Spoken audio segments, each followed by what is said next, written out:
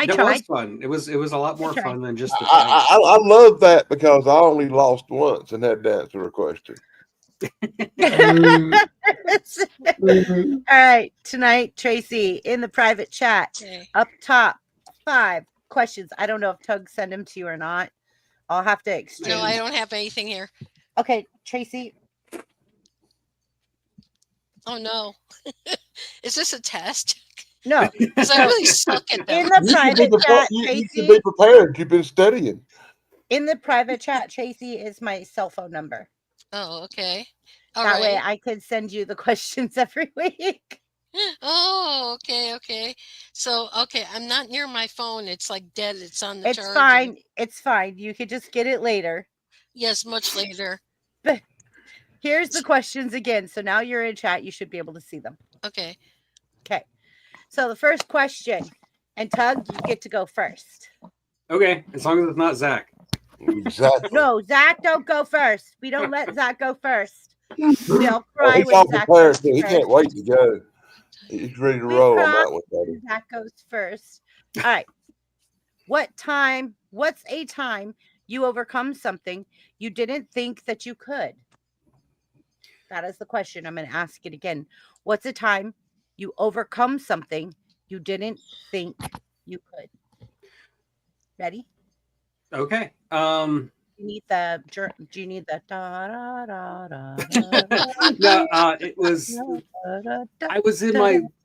early 30s, late 20s, early 30s, somewhere in there, when I got diagnosed with diabetes type 2, which is Ugh. extremely young to get diagnosed with diabetes. And at the time, I weighed about 350, almost 400 pounds. So I was a Ooh, big dude. And you know, they're telling me all these things that I have to do. I have to change my lifestyle. I gotta, you know, cut out all the sodas and start eating fewer carbs, less bread and pasta. And I just didn't see how I was supposed to do that. Like I was baffled. And you know, exercise more and stuff. And yeah, because when you're that big, when you weigh that much, you don't have any energy like at all.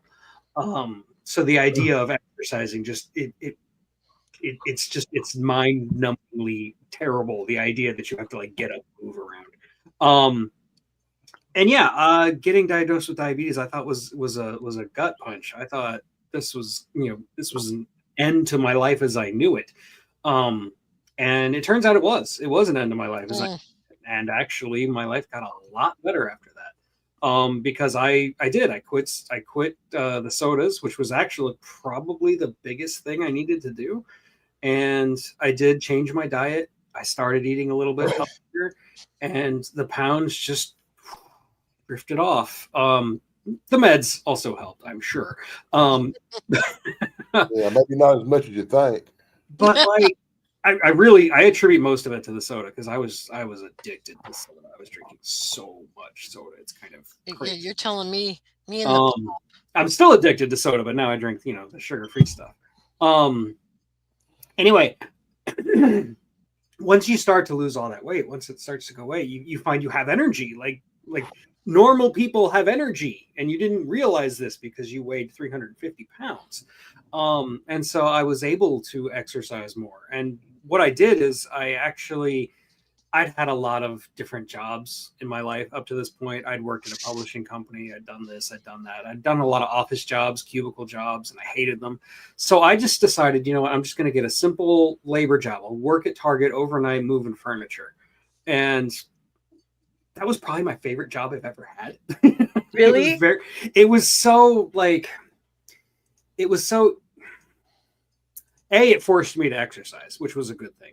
And B, it's just, I don't know, there's something about like physical exercise that's not, I wasn't being treated like a cog in a machine, and we all were kind of like equal. It was like an overnight, everybody's kind of loose and we're all friends and we're all acting like friends. We're all acting like equals. And I didn't have to deal with other people, which I'm good at it. I do have good customer service. I was trained by Disney, but I don't necessarily enjoy it. So I don't know. That job was very, very good for me. And I got through a lot because of that job. On top of, you know, the losing the weight, quitting the soda, changing my diet, and honestly, my life has been great ever since. Like in terms of my physical being, yeah, it was something that I thought was going to be terrible, and I thought, you know, diabetes. I thought, you know, this is like a horrible thing. They're going to chop off my feet or something, and you know, maybe I'll feel differently when I'm 80 and they are chopping off my feet. But until then, I feel like my life is a lot better now. Yeah, so there you go. That's something I overcame that I didn't think I could. Cool. That's all I got. That was awesome. Yeah, and that's inspiring. Yeah, it was very inspiring, Tug. Man. Yeah, that piece of story I was going to tell. Darn it! Okay, then you get to go next. I was going to tell everybody about that time I run out of weed and had to go a whole week without it. I finally got. Holy shit! I finally get some in the end. No, seriously though. Seriously, the thing I overcome is I was in 1983. I was in a horrific. I mean, we're talking horrific car crash. I had 153 fractures, including my shoulder, my collarbone, my left arm, every finger on my left hand, both legs, my pelvis. I can go on 153 fractures, 5 of them in my skull. And I never will forget laying in that hospital in that body cast and that doctor telling me, well, you can give up walking. You're probably never going to walk again. But if you're lucky, you'll have the use of your upper body. You'll be able to shave and stuff. And, you know, just a little stuff that I might be able to do in the future. I looked at that doctor and said, man, I can't wait to walk out of here. He told me I was dreaming. And I was in that hospital for 11 months in a body cast.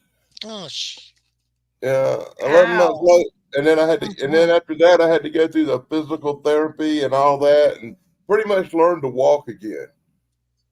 And then it was extra hard because I'd put on like 150 something pounds while I was laid up, and I already weighed like 300. Like Tug said, I was hitting about 453, size 56 pants, trying to learn to walk. Ooh, ouch. And the weight just helped pull me down, and it was pulling me down and making it harder. But the thing about it is, I overcome all that, and I learned that because I was learning to walk way heavier, and learning to walk over again at that heavy weight, that after that, it's always been easier to get around, especially after I went on keto and lost all the weight off and got down to, I'm at 265 right now, you know. And I feel like a butterfly floating around when I hobble. Oh gosh.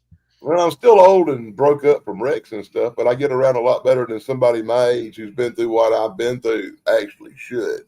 So I've overcome. Just the fact that you're walking, yeah. And the bad part is that was one wreck in 1983 of the 6 or 7 total loss wrecks I've had and wound up and broke stuff and cast and stuff. That was just the worst one. That's horrible. I'm sorry. Oh, and then there's the wonderful stuff where I've been shot, stabbed, and blown up. Actually blown up. You know, set fire, all that wonderful stuff. Oh, that's all I got. I've overcome everything physical that's ever been endured upon me, including being married 3 times, and that was worse than getting blown up.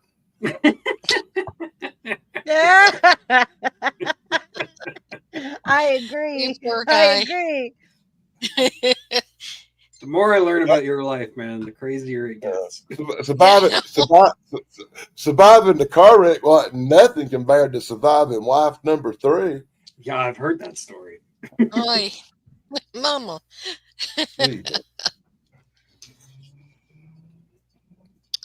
Gosh. Okay, Chrissy, who's next? That's all I got for that one. How do you follow up with that one? That's how you follow it up. Let's save him for last, because he's like the damn main of event right there, buddy. Okay, I gotta change mine. Oh, we're all in trouble. Hey, wait a minute. Hold We're on. all in Chad. trouble. Everybody I on the know. panel, this is your chance to go pee or whatever. you Yeah. know. We're all in Wow. trouble. We're all in trouble. I'm gonna run Yeah, down. I'm gonna run to the store real quick and get some fried chicken. I'll be back in a little bit. Roll it up, We're all fire it up, get in the trouble bathroom, whatever now. you We're gotta do. all in trouble. We're just roasting Zach because we love him. We love Zach. We all love Zach so much. All right, I go wouldn't Zach. pick if I didn't pick on you, that means I don't like you. Yeah, the first year I know True. Danny Staten, he didn't talk to me. Oh, So trust me, if he's picking on you, he likes you. I used to think he was like 3 different people because he would like talk on my chats with 3 different accounts. yeah. I don't know you chat with 7 different channels. I'm still a couple of people you think I am different. Hey, see? How many people are you? I have no idea. Everybody Oh, I by know the on the way- internet is Danny. I got a whole bunch of channels. Oh, by the way, Cody, did you notice how fast you hit 100 and went over? Yes. Thank you. I was wondering who that was. Thank That you. was Danny. Yeah. Thank you, sir. That was Danny Staten. Go ahead, Zach. Sorry. Go ahead. Go Zach. We're so sorry. Okay, correct the whip.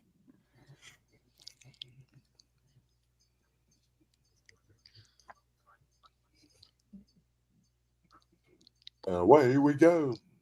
Be prepared to cry. Everybody get tissues. Oh God, here we go. Oh, I think we're going. You got to Yeah, push the that's button. true. Right? I think Technical he did, but he difficulties. doesn't realize it's not coming through. I He's can't on hear mute. you. No, he's technical difficulties. Technical Oh. difficulties. Those words, those assumptions, hung heavy in the air like invisible chains trying to tie me down before I ever had the chance to truly live. Start it over, Zach.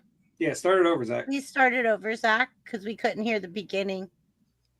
Yeah, it was a little There have- quiet there, but When the world tried to write my story for me. Early on, people made assumptions based solely on what they could see with their eyes, the way my body moved, the way I needed assistance with certain things, the fact that I had to approach life a little differently than most. Before I could even open my mouth and show who I was inside, judgments had already been cast. They said I couldn't, they said I wouldn't, they said life would be limited, all because of the physical form I was born into. Those words, those assumptions, hung heavy in the air like invisible chains trying to tie me down before I ever had the chance to truly live. Mm. Rejection I faced because of my outward appearance cut deeper than most people could imagine. It wasn't just about being told no, it was being told you're not even worth the chance. Opportunities that should have been open to anyone were closed to me, not because of my heart, my character, or my work ethic, but because someone else decided they knew my limits better than I did. Time and time again, I found myself having to fight battles that others didn't even realize existed.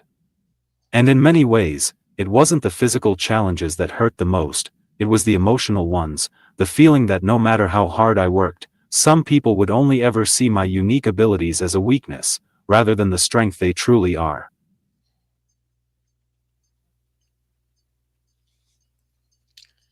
At first, it crushed me. I spent a long time feeling like maybe they were right, maybe I was asking too much of the world, expecting too much of myself. It's an awful thing when someone else's voice gets so loud in your head that you start to believe it. There were nights filled with self-doubt, frustration, and honestly, heartbreak. I wondered if there really was a place for me to shine, or if the world would always slam doors before I could even knock. That feeling, that aching loneliness, is something I wouldn't wish on anyone. It shakes you at your foundation when you start to question your own worth.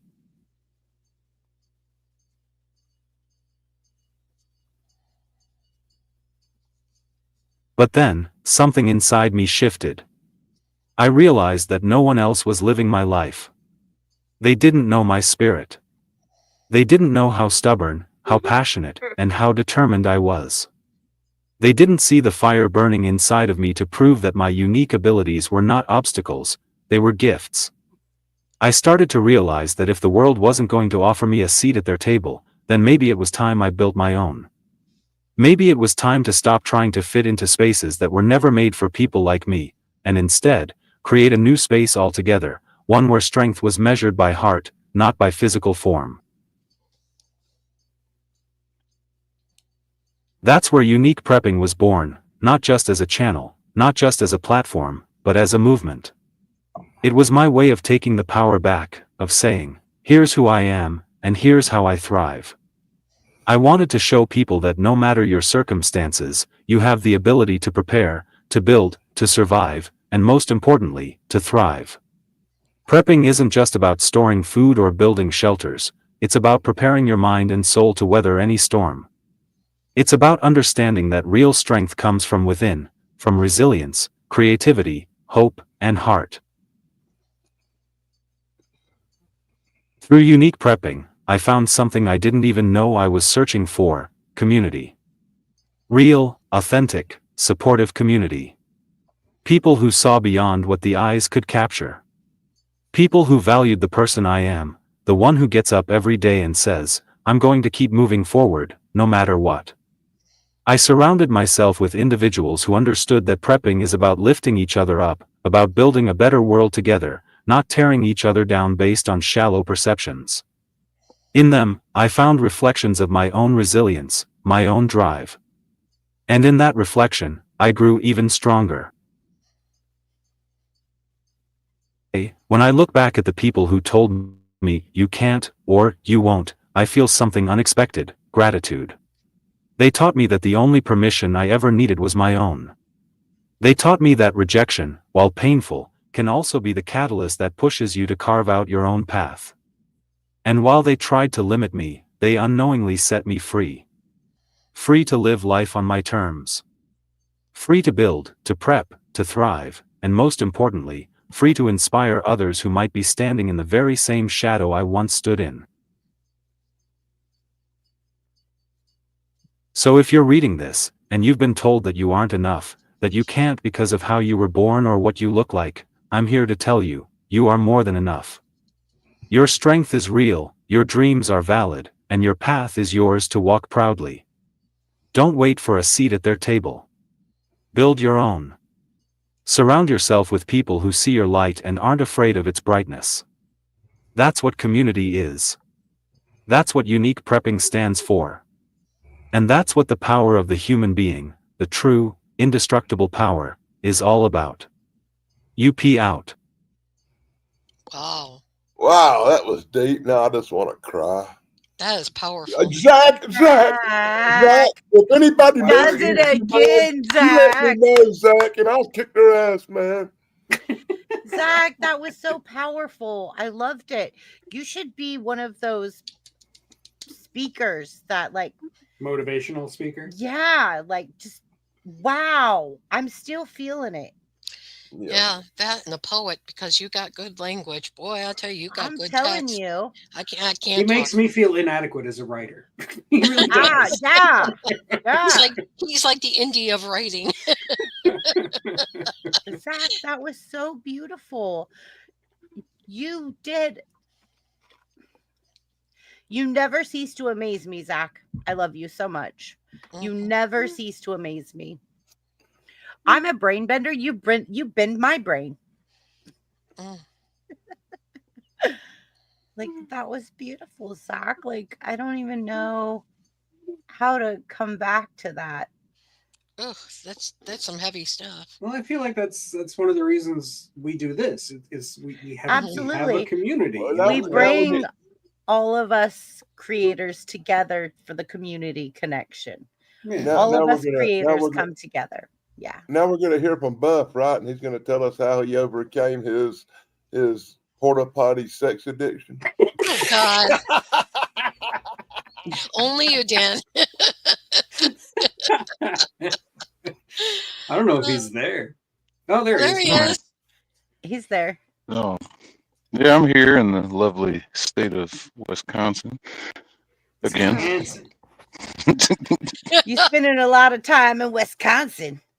How's the cheese? Yeah, I did. So I went and got a better magnet for Wisconsin. So Oh, I got this cool. little cute one. Cool. Yeah.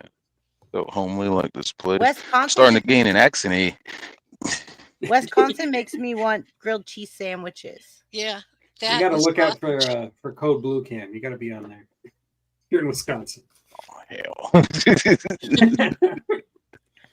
Try to stay away from the northern part. Oh wait, I'm thinking about Minnesota. Never mind. Austin. Oh, Austin. T-Rex. Quack. I'm going through sorry, and I'll shut up. cataloging I'll my shut up. videos now. I gotta have a classics reel.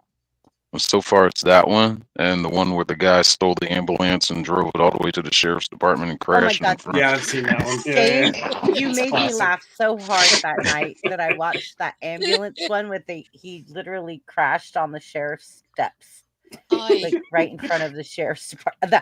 I could not. I was really into that one. That was a good one.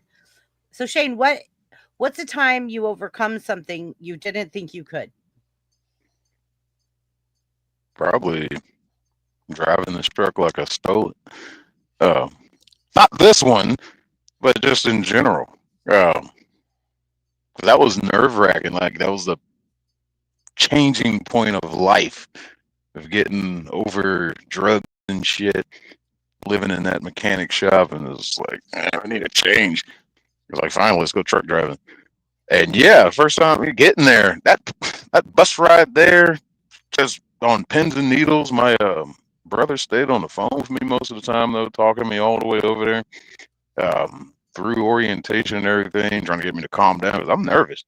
Like, I've never driven anything this damn big before, and when I first got behind the wheel, that was death grip from the steering wheel.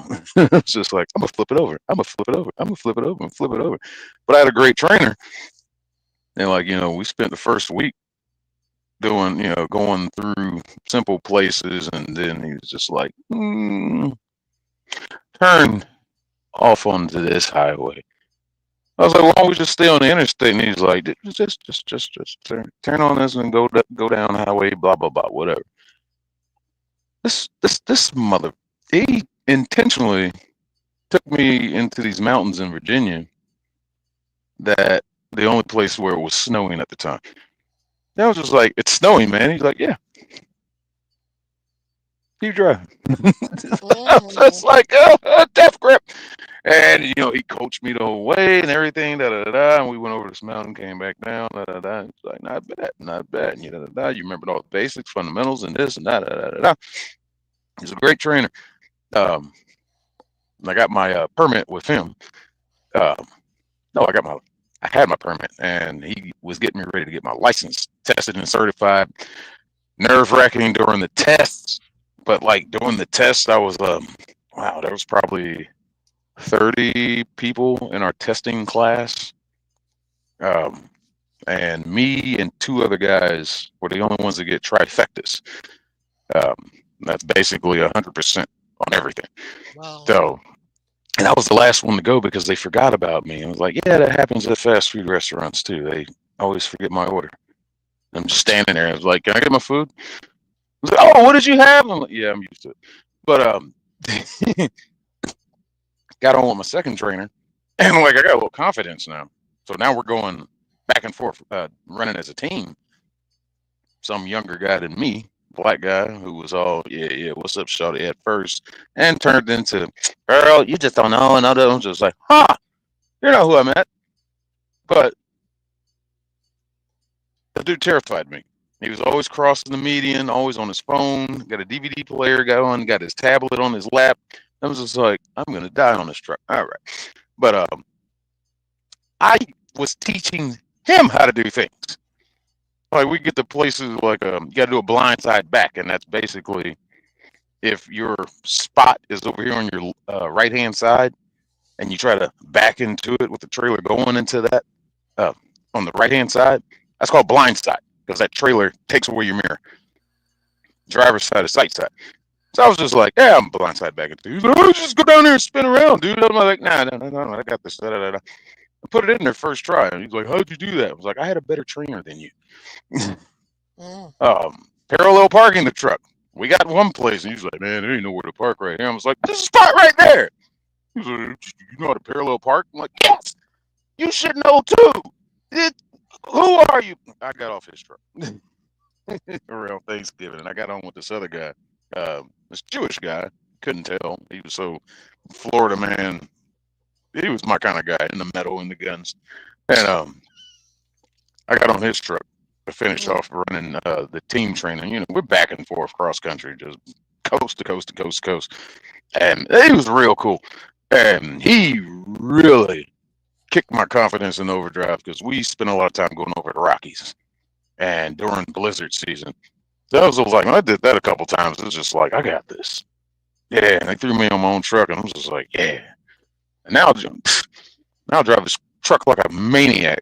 And I'll get some guys from time to time. It was like, why'd you pull up? They'll, like, we'll be at a shipper or somewhere or a truck stop. And it's like, how'd you pull that maneuver off? And it was like, carefully. I'm like, oh, okay, well, fair enough. How'd you make that turn? No, once I almost slid off. There was an ice storm a few years back that shut down Nashville. I'm coming up 65. It was wow, what year was that? It was probably 2015, maybe. But it's I picked up in Dallas and slept there at the shipper. Woke up, Dallas is covered in snow and ice. I'm like, this isn't right. So slowly got out of Dallas, heading up, got over to Alabama on 65, going up that way, and you know, traffic slowing down in the right lane. I was just like, man, I got traction, so I get over in the left lane, feeling confident, but traffic starts slowing down that lane. I'm like, okay, start to slow down, truck starts sliding. I was like, oh, this is new. And just sliding over and over to the median, that center median, and I'm just like, well, there, we're gonna flip the truck. Then she stopped, and I just did a series of stab braking and kind of counter steering and wiggled a little bit, and she stopped right before that median. And thank God there was a ramp off to the side, and there was like 8 guys over there with all their trucks, and they came out, stopped traffic, and got me over there to the ramp with them. And I got out the truck, and like almost slipped getting out the truck. I was like, damn, it was like, yeah, it's ice. How the hell did you do that, Prime? And I was like, do what? And he's like, you kept it out the ditch. You were moving a little bit too. And I was just like, man, carefully. He was like, man, come to, hey, da da da da da. Just a whole bunch of old timers, man. I was just hanging out. And I was like, I knew then I made it because I had their respect. That it was the funniest thing too. While we're sitting on that ramp, a couple more trucks joined us. It was about 13 trucks going down this ramp. We're not going anywhere because they said Nashville shut down. The roads are nothing but ice. They're not out there taking care of them. They're not doing anything. And it's like 9 o'clock at night. State troopers came through there. No, sheriff came through there. Saying, yeah, you gotta move. You gotta move. You gotta move. The snow trucks are out there. Da, da, da, da. Nobody moved. That sheriff came back probably about 10 minutes later. Hey, I told you guys to get out of here. I've never watched so many truckers cuss out one person in a single sitting. They cussed that sheriff out 3 ways a Sunday. It's like, you know, make us move. Make us move. Da, da, da, da, this, da, da, da, da. It's like, I'll just call tow truck out here. It's like, do it. They're not going to come out here. You know why? Right? And he just Because you're stuck in the snow. Yeah. No, we weren't. No, we weren't stuck in the snow. The road was ice. Yeah, No right-minded tow truck driver is going to come out there and try to pull a fully loaded rig on ice. It's like, call him. You'd be hydroplaning. Called his bluff. Anyway, called his bluff, and he left. We all slept there that night. That was hilarious. Oh, yeah, that. Wow. Tracy Caldy, flip a coin. Who's going next? I don't know. Now I want to go watch BJ and the Bear. Oh, wait a minute. It's my turn to You were Caldy. It's Tracy's turn. She just said it. Okay. Yeah, okay. All right. All right, Tracy, it's your turn, sweetness. The biggest thing I ever overcame was my first husband died the day after 9/11. And basically, no, the day before 9, was it the day before? No, the day after. And okay, so that I'm going through some stuff and I'm feeling real low. I have really bad depression. And when I do, I can't keep to myself. So I don't come off grumpy to anybody because when I have that, I just don't want to be around people. I get panic attacks really fast. And so about 4 months later, time went by, and I'm grieving and all this happy stuff. Well, I'm going to my first group session of people who lost spouses or people, and I was kind of like one of the weird ones because everybody was like 65 and older, so I was kind of unique in that situation. So so after the first night, well, let me take it back a little bit. My grandmother had passed away on a Saturday, and she was like 85, and I kind of, I could compartmentalize that in my head, because of her age and because she was in a nursing home and stuff like that towards the end. But 3 days later of that same week, my mom passes away. And now this was her mother that passed away a few days before her. So my mom died. And like I said, it was a night that I went to my first group session. I was like, I was like taken back. I was not me. I was not making jokes anymore. I wasn't teasing with people. I was drinking, and that's not a good thing. Um, and I got so bad and wasted that my friend Ward, I don't think as a joke, but I think was really serious about this. But he took me to a freaking AA meeting to get me straight, or at least to wake me up to what could be potentially in my system. Kind of giving me like, okay, well, if you're going to keep on doing this, you might end up like Ann or Joe or Tommy or Mary. Right. You know, Right. so Yeah. I kind of saw where he was going with that because those people had deeper stories than I did, and my stories have not been nothing but filled with loss. So I lost three people I really love. Well, sort of. My first husband was like, but three people I actually did love at one time, and it was really heartbreaking. I mean, my heart just I didn't feel anything. I was taking Xanax, and drinking, and those two are not a good combination.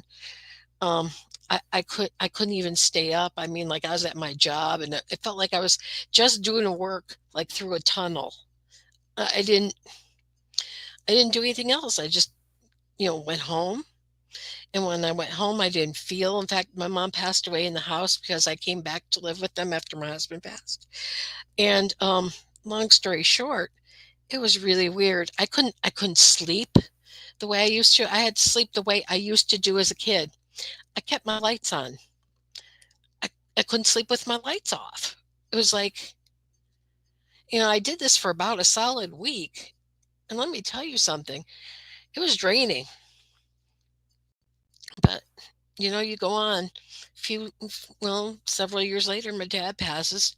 I'm an only child, so I have no brothers or sisters to fight with over the house. But I do have cousins that have called me and asked me, "Oh, so what are you going to do with your parents?" This, that, and, it's like, wait a minute. All I wanted was the family photos and a few items. But for the long story and for the long haul, it's like, how dare you guys now? You're coming out of the woodwork asking questions about my family and stuff. And the thing is that my parents were popular people, and like I said, my dad worked for Playboy for many years, and mom worked for CBS TV. So it's like the only thing I could do. And my dad worked for the big newspaper in Chicago too, called the Tribune. They gave him a really nice big obituary. It was pretty huge, and yeah, it was just so weird. It's just so weird. And I turned to my husband, who was my husband at the time, my second husband, who was my husband at the time. I said to Daryl, I said, guess what? He goes, what? I said, I'm an orphan because there's nobody there for me anymore. Like blood, like first blood, It's strange. It's a strange feeling. And then I got kind of upset and I got more depressed and I moved cross country to Florida, of all places, because my husband was here. And that's the end. Good Lord. Wow, Tracy. Wow, now I need a Xanax. That's rough. That's rough, madam. We've all been through so much. Yeah, like this is why I love bringing the community together because we all get to get raw and Well, get to know I each really other. I really feel what you say because I lost my wife in 2005 after 22 years, and when you lose a spouse, it messes with you bad. It really takes a Yeah. while to even accept reality. And then lose your grandmother and your mother within a 3-day period, and it was her mother who Yes. passed, and Wow. it was crazy. It was like nuts. I'm like, I know exactly what you mean there too. Like 3 years ago, I lost my mom, my dad, and my oldest brother, all within a year. oh, Dan, I'm Yeah. sorry. All that, coughing stuff going around and everything caused a lot of problems. I lost like half my aunts and all my uncles, Oh, in a couple of weeks. I'm so Everybody, sorry. half the neighborhood I'm in passed away. Yeah. Yeah, See, really. and yeah, that plays on you, and then you start wondering about your own mortality, you know? No, I'm Superman. I'm gonna live forever. I hope so. I'm indestructible. You sound Too stubborn like to a die. fighter, though. Let's put it this way: you sound like a fighter to me. You don't let things go. You know, you're not just gonna give up on yourself. You're not that kind of person. Nah, too much anger inside, like the Hulk. Yeah. But no, I Colby. think that's a lot of loss. I mean, Yeah, you it's a basically lot of lost loss real fast, short in your a whole short period of time. family, and like you said, you were an Yeah. orphan. I can't even begin to imagine that. So, more power to you. That's I felt like an orphan when my grandma passed away. Mm. I understand. My grandma raised me. And when she passed away, I totally felt like there is nobody left Yeah, it takes a that piece of really you. truly cares. That truly cares. Yeah. Took a good chunk out of you, that's for sure. Yeah. I didn't realize Part of your soul. till I was Mhm. the age I am now how well off I had it when I was a kid. I think Till I that's hear other people tell stories from the same time as my youth, I don't realize what damn. I was listening to some guys yesterday talking about coming up in 1965 to 1967 Kentucky and not even knowing what a color TV was to 75 and stuff like this. And I'm thinking, good God Almighty, I grew up with color TVs and just a whole different world than some people. We had Ataris and all that stuff when I was a kid. I didn't I realize love some Atari. Yeah. I can't play the video game controllers now. They have buttons underneath, buttons on top, buttons everywhere. Oh, that's too much. It's too much. Like I just You have to be do this. See, you have to be part programmer too. But then if somebody gives me the joystick with a button, Mhm. I I tear know. them up.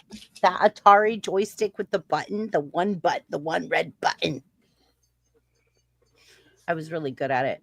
Hand me a controller now, and I'm like, what do I do with this? There's something for every finger 2 times.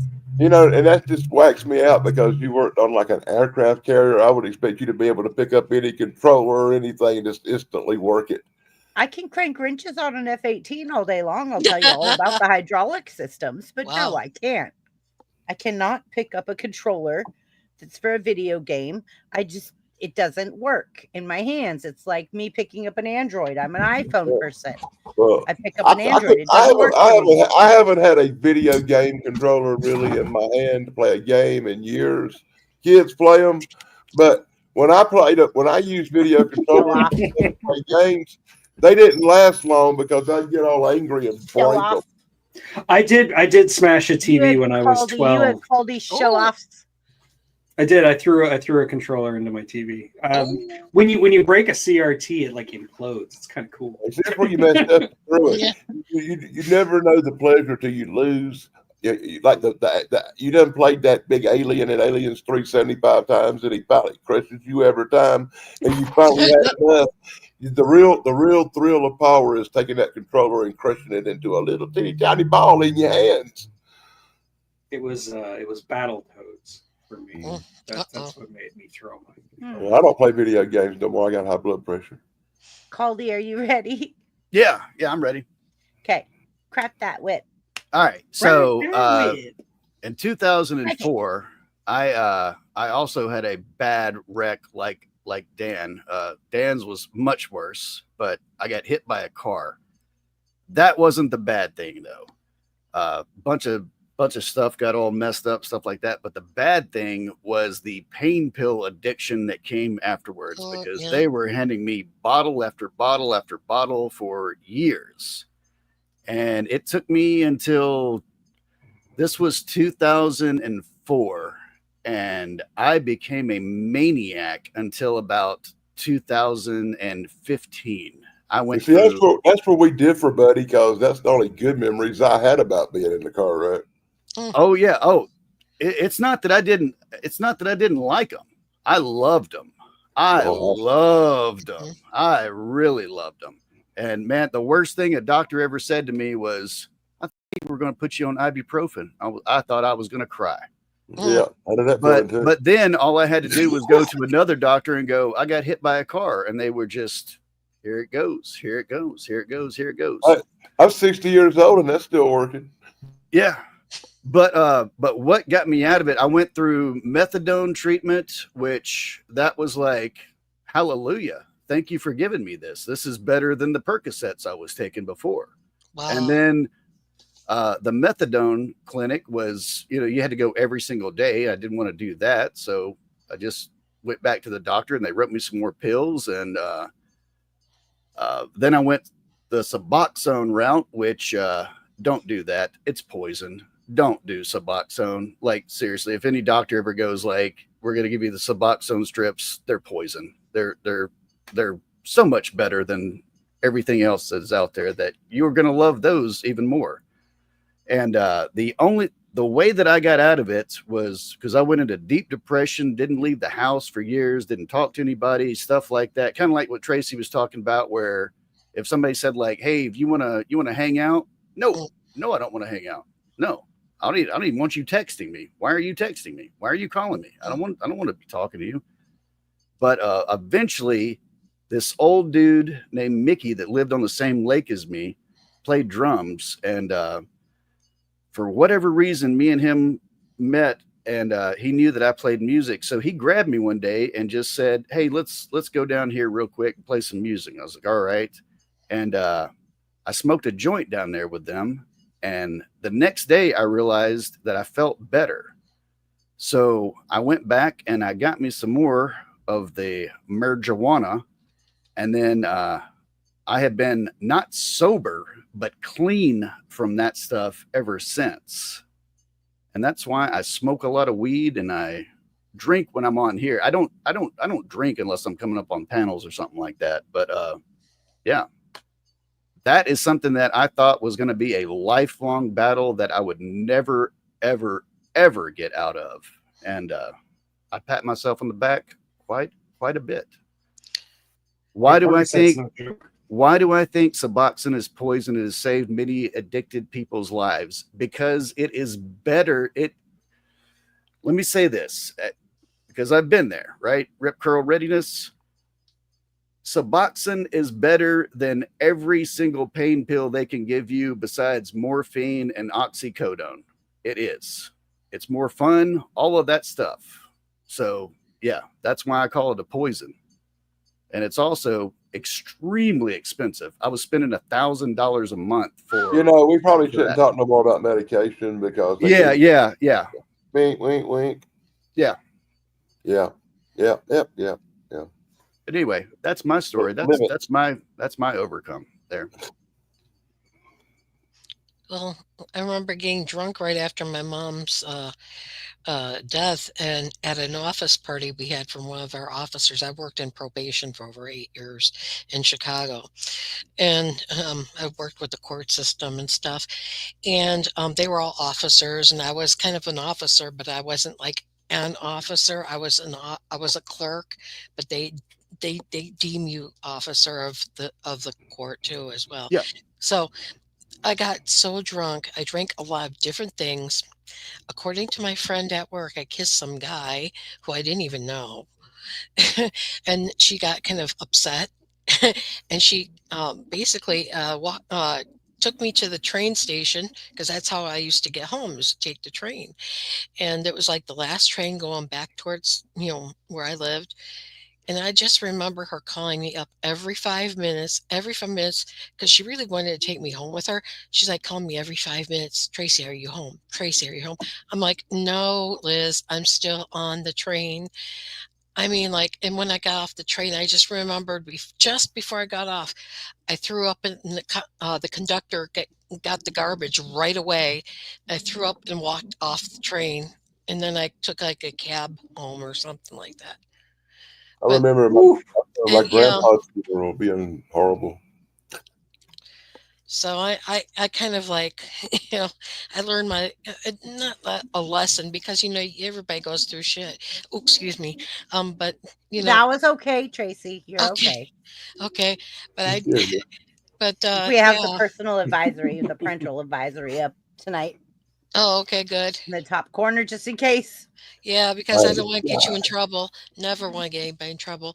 But No. that's just how it was. And it's like, I never want that to happen again. And meanwhile, I came back to work. They all had a new nickname for me, which I will not speak of. But I remember them all calling me that for like a good solid 2 or 3 months.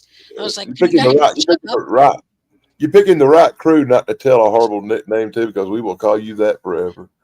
Well, that's why I'm not saying it Yeah, word. exactly. It's in the vault. Tug's already trying to guess. Look at him. No, he's not. He's just looking like, he's listening. Yeah, that's all I'm He's doing. curious. Now we all learn how. Yeah, so needless to say, no more for me, no more that depression for me. That was crushing. It was just crushing.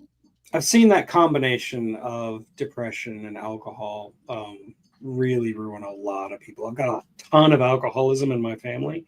Yeah, I went through that too, just like everybody else. I had my bad streak. I went through it all. Then by the grace of God, there was the miracle of divorce, and I got over it.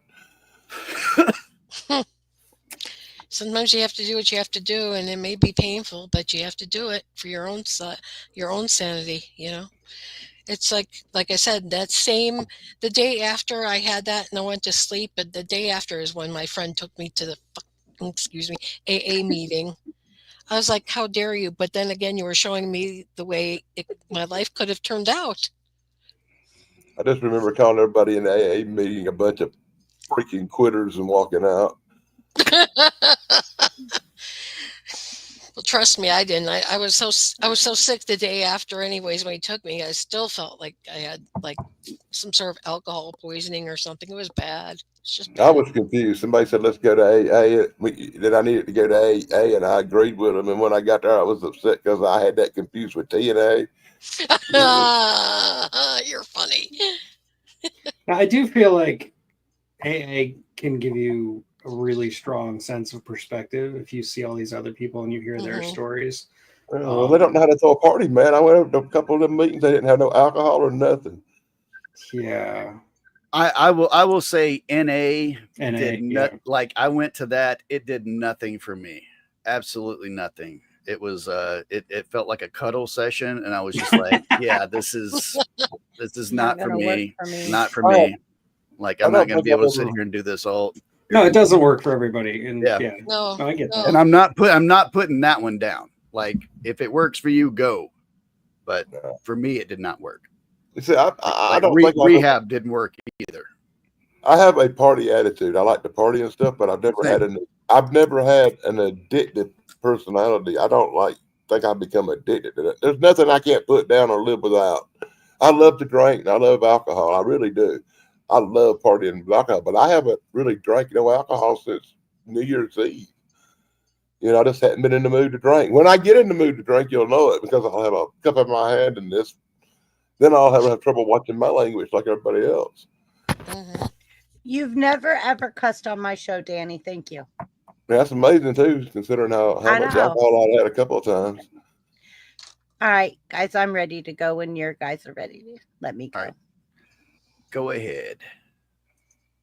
All right. So the question is, what's the time you overcome something you didn't think you could? I have two, and I've really been thinking about this because I came up with the questions. So there are two that I cannot differentiate from. Like, I cannot pick one because these 2 points in my life were so difficult. So one is my high school shooting.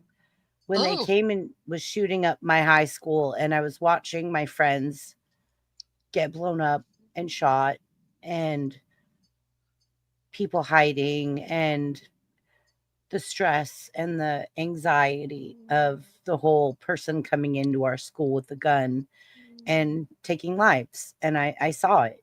And I have holes in my chest that will always and forever remind me of what I've overcome and what I've endured. Which I think then paved the way for the rest of my life as being stronger, as being a survivor. But then I joined the military because I wanted to protect my country. And I went to Iraq. That is something that I can't compare.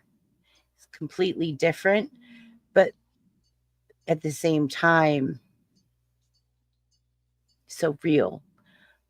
The helicopter would land and we would pull dead bodies off the helicopter and carry them to medical, or wounded soldiers, and blood was running out at the bottom of the helicopter.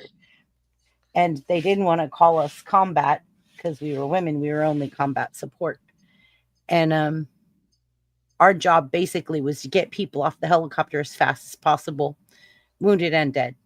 So you see that day after day after day after day when the helicopters land, and you just, everybody on the flight deck that's cranking wrenches on planes or whatever, we run over and on the tarmac or whatever you call it in whatever place you're at, and just have to grab parts, pieces, and sometimes burnt whole parts. Like, I didn't think I was going to survive that. I don't think, honestly, I've survived it mentally. Every 4th of July, I run away. Every 4th of July, I go to the most remote place I could find. I get a hotel room. I buy a bunch of beer and I hunker down for the night. I can't do the booms and the bangs and the chaos. I stayed home one 4th of July and the foundation shook and the windows shook. Oh my And gosh. my husband came home to find me in the closet, in the walk-in closet, in the corner, just rocking back and forth crying. Oh my And gosh. so every year I just plan my 4th of July where I'm going to vacate. I'm going to be somewhere else. I'm going to be as far from the booms and bangs as I possibly can be. I find my way up to the mountains. I find my way up, and then I lay under the stars while everybody else is hearing the booms and bangs. I lay under the stars in the mountains with the beer. Wow. And I find my tranquility. That is something between my high school shooting and my service and the things I saw in my service. I thought those are things I've overcome that I didn't think I would. And technically, I've overcome my high school shooting. I don't know if I'll ever really, truly overcome. I'm still surviving, but I don't know mentally if I'll ever really, truly overcome Iraq. I think it's always going to be in my subconscious. I think it's always going to be this demon that stays in the back of my head. Darn those spiders. Yeah, I know. I hate camel spiders. They're oh so gross. Oh my I'm God. sorry. Gosh. That's Um, extra My painful. my brother does the same thing, Chrissy. Not Yeah. exactly. He doesn't go out and drink, but on 4th of July, like he will go out and camp out in the middle of nowhere I because find the most remote Yeah. place I could get, and Yeah. I lay under the stars, and I if I'm somewhere within the booms, I think I feel that I turn into like some rocking back and forth, rubbing my forehead like this. That's funny. I- When I was a kid, when I was a kid, we had these uncles, and the uncles would always take the teenagers camping during the 4th of July week, way out in the woods, away from everything. And I didn't find out till later on after they passed away, from one of my uncle's wives, my aunt, and she was telling me they always did that because them uncles, they were brothers. They didn't like to be around the fireworks because they were Yeah. in Vietnam and it freaked them out. Mm. They yeah. had the Vietnam And flashback, so they just take the kids out into the mountains 100 miles from everywhere during that time of the year. I cannot tell people enough, right? 4th of July, I try to tell my staff, I tell everyone, please, I know you guys want to celebrate, but please keep combat veterans in mind. Do your little fountain things in the front yard. Don't do the big things that shake the foundation and blow holes in the asphalt. Can you please? And no, they will drive states away to come back with illegal fireworks. Mhm. And it's like, can you not?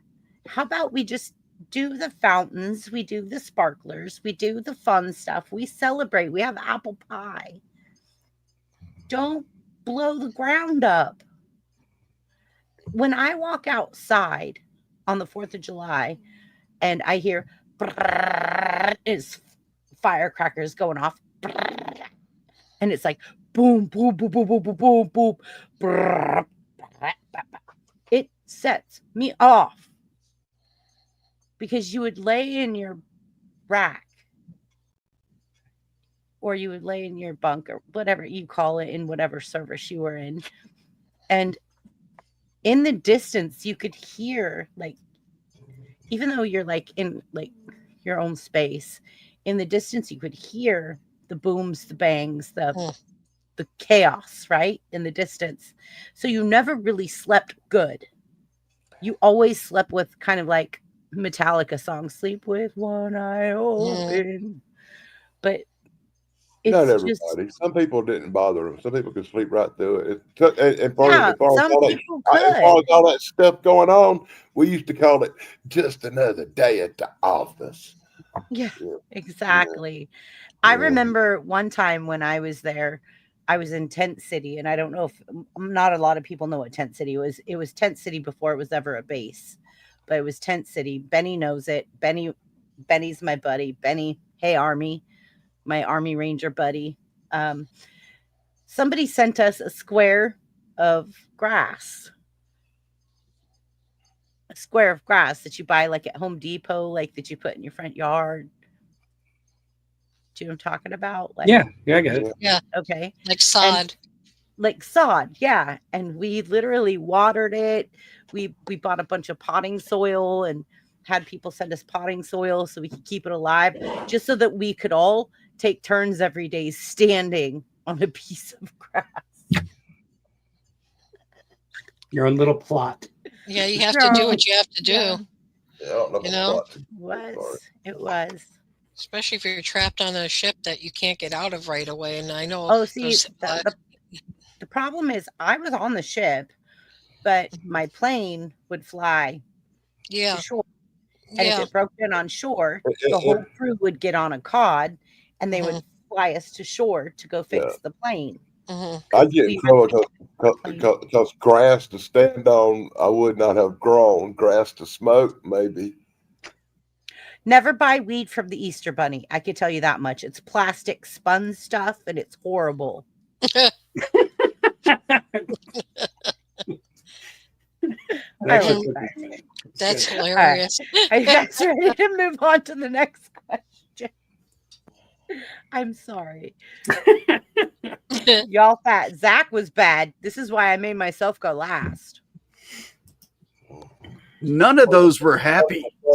Tonight. Like, I'm telling you. what are Okay, you so the doing to us, next one. woman? What are you doing to us, woman? Thank you for the Be sponge prepared. service. Be very Now we all need prepared. Xanax. Well, mine was pretty happy. You depressing bastards are true. another story. Yours Jesus Christ. was great. Yours was I- very I happy uplifting. compared to ours. Yeah, well, you got, like I say, a lot of you, Dan and you, Colby. I mean, both of you, and Zach too. Jeez, I'm in awe.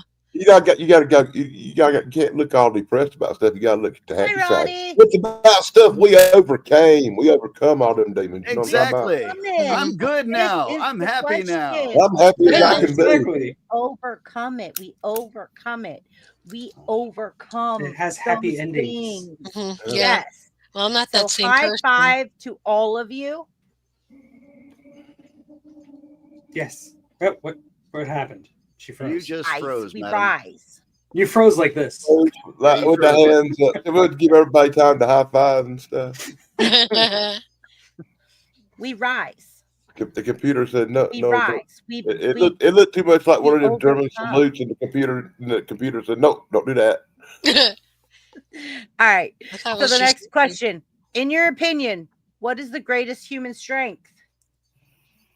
In your opinion, what is the greatest human strength? Let's make this positive. Let's go, Zach. No, don't start with Zach. Do not start No, with Zach's Now already we're punching the freaking air like he's boom. ready. No, if I will start just to stop Zach from going. Okay, go. Adaptability. I think adaptability is We the dodged the greatest bullet on human that one. I think just a human being can overcome just about anything with the right mindset. You can adapt. You can adapt to the worst kinds of things, which I think the first question highlighted is that like we get to a point in our lives where we've lost so much, or we've gotten some medical diagnosis, or whatever. We've been in a horrible car accident. All these things that we don't think we can overcome. We find ways to overcome. We find ways to adapt. We find ways to survive and keep going and find a reason to keep going. And I think that is the greatest human strength is adaptability. I think through that we can accomplish anything. Honestly, it's that whole what doesn't kill you makes you stronger mentality. I tend to believe in it. I don't think it's 100% true, but I do tend to believe in that. And I think that's what makes humans so great. I had to answer quickly because I had to stop Zach. Oh, What? okay. We made a hand signal and froze up too. Okay. Danny's going next then. Yeah. What? Wait. Yeah, you're what? going now. I can. Okay, geez. The greatest human strength is, I'll speak for all mankind, is their ability for survival. The ability to be like cockroaches and survive anything. We have survived global catastrophes and overcame horrible odds to actually survive as a race. It's amazing that humans, as stupid as they are, manage to survive. That's all I got to say about that. Next.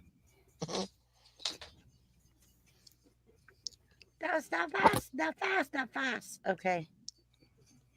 I I love can your go avatar, next. by the way, I Chrissy. can go next because I'm just going to agree with both of those gentlemen right there. It's very hard to snuff out a life. Let's say it like that. Like it's amazing how much the human body can go through, and it's like once you get through it and you get all through the crap that goes along with it, you're either stronger for it or you have something that is going to help somebody else through a very bad period. And called you out. No, agreed. Yeah. I think a lot of us have told stories here about things that you think would break you. You really do think you and you could like go years thinking you're broken and still find a way to adapt and overcome. Mhm. Yeah. So yeah. I tell you honestly, and you may not believe this, and I've been physically broke a bunch of times, right? You can Mhm. get physically broke a million times, and it's just pain and suffering of the flesh. And you heal, you get over it one way or another. Sometimes it leaves a scar, but you get over it. It's the ones in the heart, the emotional stuff that leaves the worst scars that you don't get over. Yeah, that's Anger, the hard stuff. anger was the hardest one for me to get rid of. Mhm. That was the one, just the anger, bitterness, nastiness. I used to be a nasty, bitter SOB. I'm that way naturally, so I don't have to worry about none of that. I didn't Well, want people around me, and I would be nasty to keep them away from me. So, Can you guys carry the channel? My mom's bing bong on the bell. Of course we Okay. can. Go do your We got thing, you. madam. wait, I got you out here. I know exactly how to carry the channel. Okay, Zach, it's your turn. Let Zach talk. Yep. Yeah, exactly. Put Zach in. Okay, you go Hey, do your thing, Zach. Chrissy. Zach, And this will be You got this way you got plenty of time. yeah, I have to go. My mom's bing bong on the bell. Hold on, I'll be back. Go. I'm just dragging you, Zach. You know that. You know We all love Zach. Zach. We know we love Zach. We all know we love Zach. Hey, if I didn't give him a He hard gives time, as good as he happy. takes. Hey, look, I haven't known him long, but he feels When I like think that. about the greatest strength a human being possesses, my mind doesn't immediately jump to physical power, wealth, or fame. No, it goes deeper than that. It lands on two things, the mind and the heart. Our mind gives us the ability to imagine, to reason, to create dreams out of nothing but thought. But it's the heart that pushes us to care enough to pursue those dreams, to endure the hardship that inevitably comes along the way. Together, the mind and the heart form an unstoppable force, one that, time and time again, has proven to move mountains, to rebuild broken worlds, and to breathe life into places where others see only emptiness. Mind is a beautiful, powerful tool, a compass that allows us to navigate not just the world outside, but the storms within. It is within the mind that we develop resilience, that we can reason through pain and imagine a path beyond it. Our minds can carry us through the darkest nights, giving us strategies, ideas, and even just the stubborn thought, maybe tomorrow will be better. It's this internal dialogue, these silent moments where the mind says, keep going, that have allowed humanity to survive countless tragedies, from personal losses to global catastrophes. The mind, when nurtured and strengthened, can take chaos and find within it some kind of meaning, some kind of lesson worth holding on to. Without the heart, the mind would be cold, logical, a machine, not a miracle. It's the heart that breathes life into the mind's creations.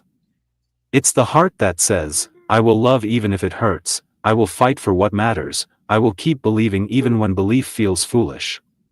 The heart gives us the courage to act on what the mind conceives. It refuses to give up when logic says, you should quit. It pulls us from the edge when fear says, stay down.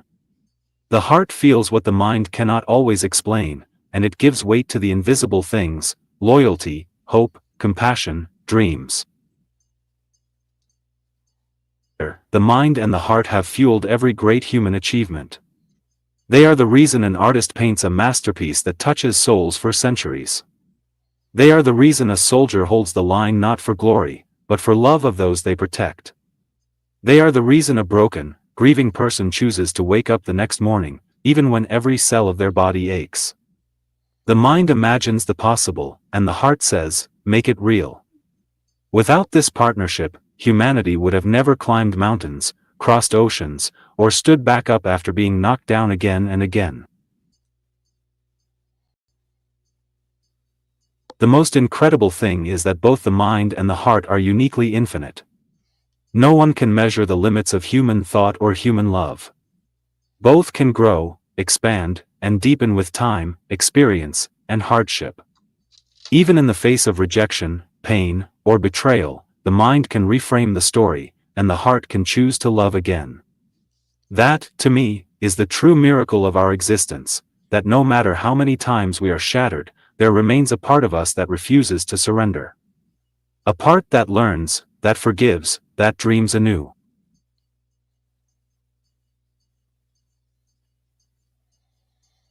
I've lived long enough to know that the world will test both your mind and your heart. It will try to convince you that you are not strong enough, not smart enough, not worthy enough.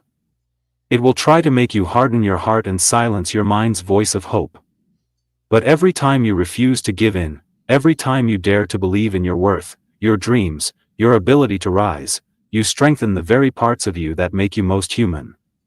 Every obstacle is not just a battle, it's a sharpening stone for the mind and a deepening well for the heart.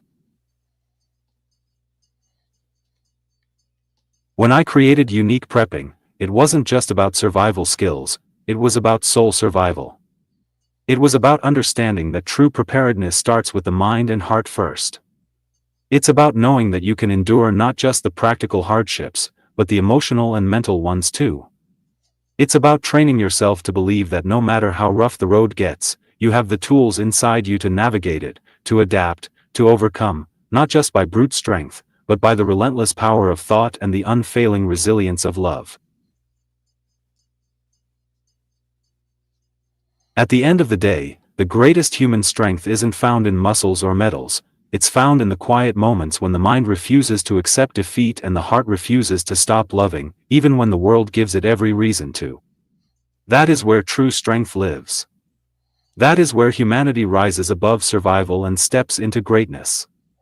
And that, to me, will always be the most powerful force this world has ever known. UP out.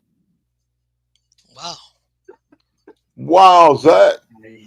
Yeah.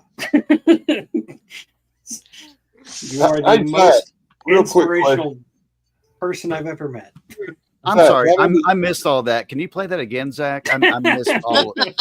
BBB needs more time. Yeah. Zach, how many words a minute can you type on your little machine? Yeah. You can hold it up with the fingers if it's just like 3. I think he said before. Well, he's typing. I don't want to put words in his mouth.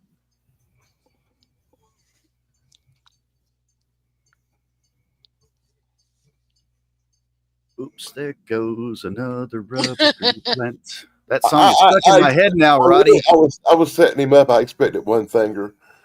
Because he's got high hopes. See, I had Chumbawamba stuck in my head because he said get knocked down and get back up again. Oh God! Apparently, it takes sorry, 1 bro. minute to type. sorry. 1 minute. It's not a pleasant thing. I prepare 6 to 9 hours before. Wow. Yeah, he puts in the work, man. He makes us all look like chumps.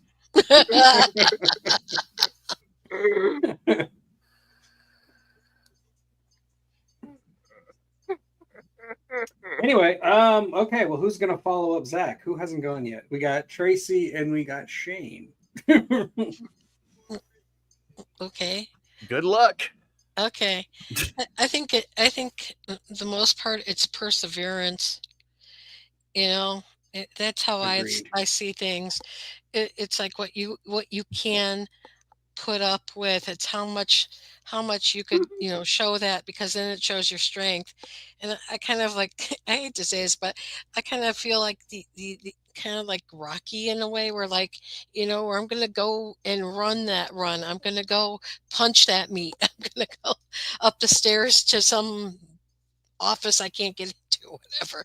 But you know what I'm saying? It's like you have to take the bad things and sort them out to get what's stable, and what you could count on, and what things you could take pride in what you've done. And because I know it's really hard to find it when you're in that spot, but when you come out of it, you've only got yourself, and and if you have a loved one, that's great. But it's, for the most part, you have to do it for yourself, and you can't do it for anybody else. Like I said, I got quiet. I didn't speak to anybody, do anything. I didn't tease anymore. And I just knew that was not me. It didn't work for me. So that's why I say perseverance. Oh, well said. And yeah, don't stay quiet for us. I agree, Tracy. I really do. Yeah, no, because you get quiet, you don't say anything, you become like the weird one in the office. You guys, but you know what I'm saying? It's like, especially when you've been kind of like out there, and I've kind of always been out there. I always. I honestly don't think me and Doug's ever had that problem. I'm sorry, what? I don't think me and Doug's ever had that problem of being quiet. Well, the thing too is, I mean, like Tug, I mean, like, I was I was heavier than what I am now, and I'm losing weight because I'm taking this Manjaro and trying to stick with this diet plan. So it's like, I feel good about myself. I Don't feel have a bad lot with of the weight. loose clothes. Hey, let me tell you something. With the way the economy's been lately, everybody lost a few pounds. I know, I understand that, where eggs are like gold. Now they actually went back down around here. They're down to $4.44 a dozen, but really giant ones. No, Dang. it's I mean, like giant eggs. They look like they come out of a damn ostrich, you know. Everything is still pretty cheap here. It's just we don't make much money here. Like there is no good wage here, unless you're literally breaking your back in the factories. No, I'm happy that it's springtime here, so like the farmers market's opening up. And Oh, that's great. You sound like you live in a Bruce Springsteen song from the '80s. What? I think you sounded like you live in a Bruce Springsteen song from the freaking '80s. I'm living here in Allentown. That's Billy Joel. That's Billy Joel, yeah. Yeah, I thought it was more like John Mellencamp per se. Yeah, Little Pink House. You didn't say scarecrow on a dang wood no cross right there, buddy. Sucking down chili dogs out inside the trees. My parents' names were Pat and Diane, so like heard that a lot. No way, for real? It's not Jack and Diane. My dad's name was Patrick, Pat, not Jack. but I mean, Pat and Diane. It still sounds my very gosh. Oh my. So Shane, I'm from the alternative world because my mom was named Pat. my mother-in-law was named Pat, Patricia. Yeah. Yeah, that's my mother's name was Patricia.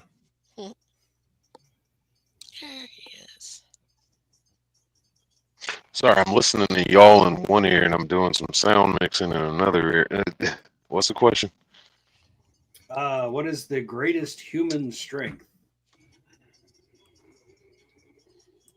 Courage. When you got courage to do anything, I mean, you're unstoppable, man. And like in a sense to, like, for example, you gotta have a lot of courage. Like for example, you gotta have a lot of courage to do it in a porta potty, right? So, for example, Zach, he is not letting anything hold him back. He's got that courage to stand up for himself and let his voice be heard, even though it goes through a computer. But his voice is being heard. And when you put your mind to something, don't let fear set you back. You know, if you want to go after something, you feel that fear, go after it. It's having that courage. You think you can win a fight with somebody? That's courage. Go ahead, fight them. You might lose. You're going to learn something. If you feel you have to take another person, I'm not going to get into that one. That's a whole nother spectrum. But courage, yeah. Yeah, I got to go with courage. And yeah, got me through a lot of tough times. It's not just like not having fear. It's like being able to push through the fear. It's like the strength and courage to do that. Yeah. It kind of piggybacks off of what Tracy said, the perseverance. Yeah. Or goes hand in hand with it. I think we're all basically saying the same thing, just in different ways. Yeah. We're approaching it from different angles. That's kind of nice to hear everybody's thought process on it all. I mean, it's kind of nice to be in a group where everybody agrees. Yeah. Well, we are all human. Until they make us a robot. Well, most of us.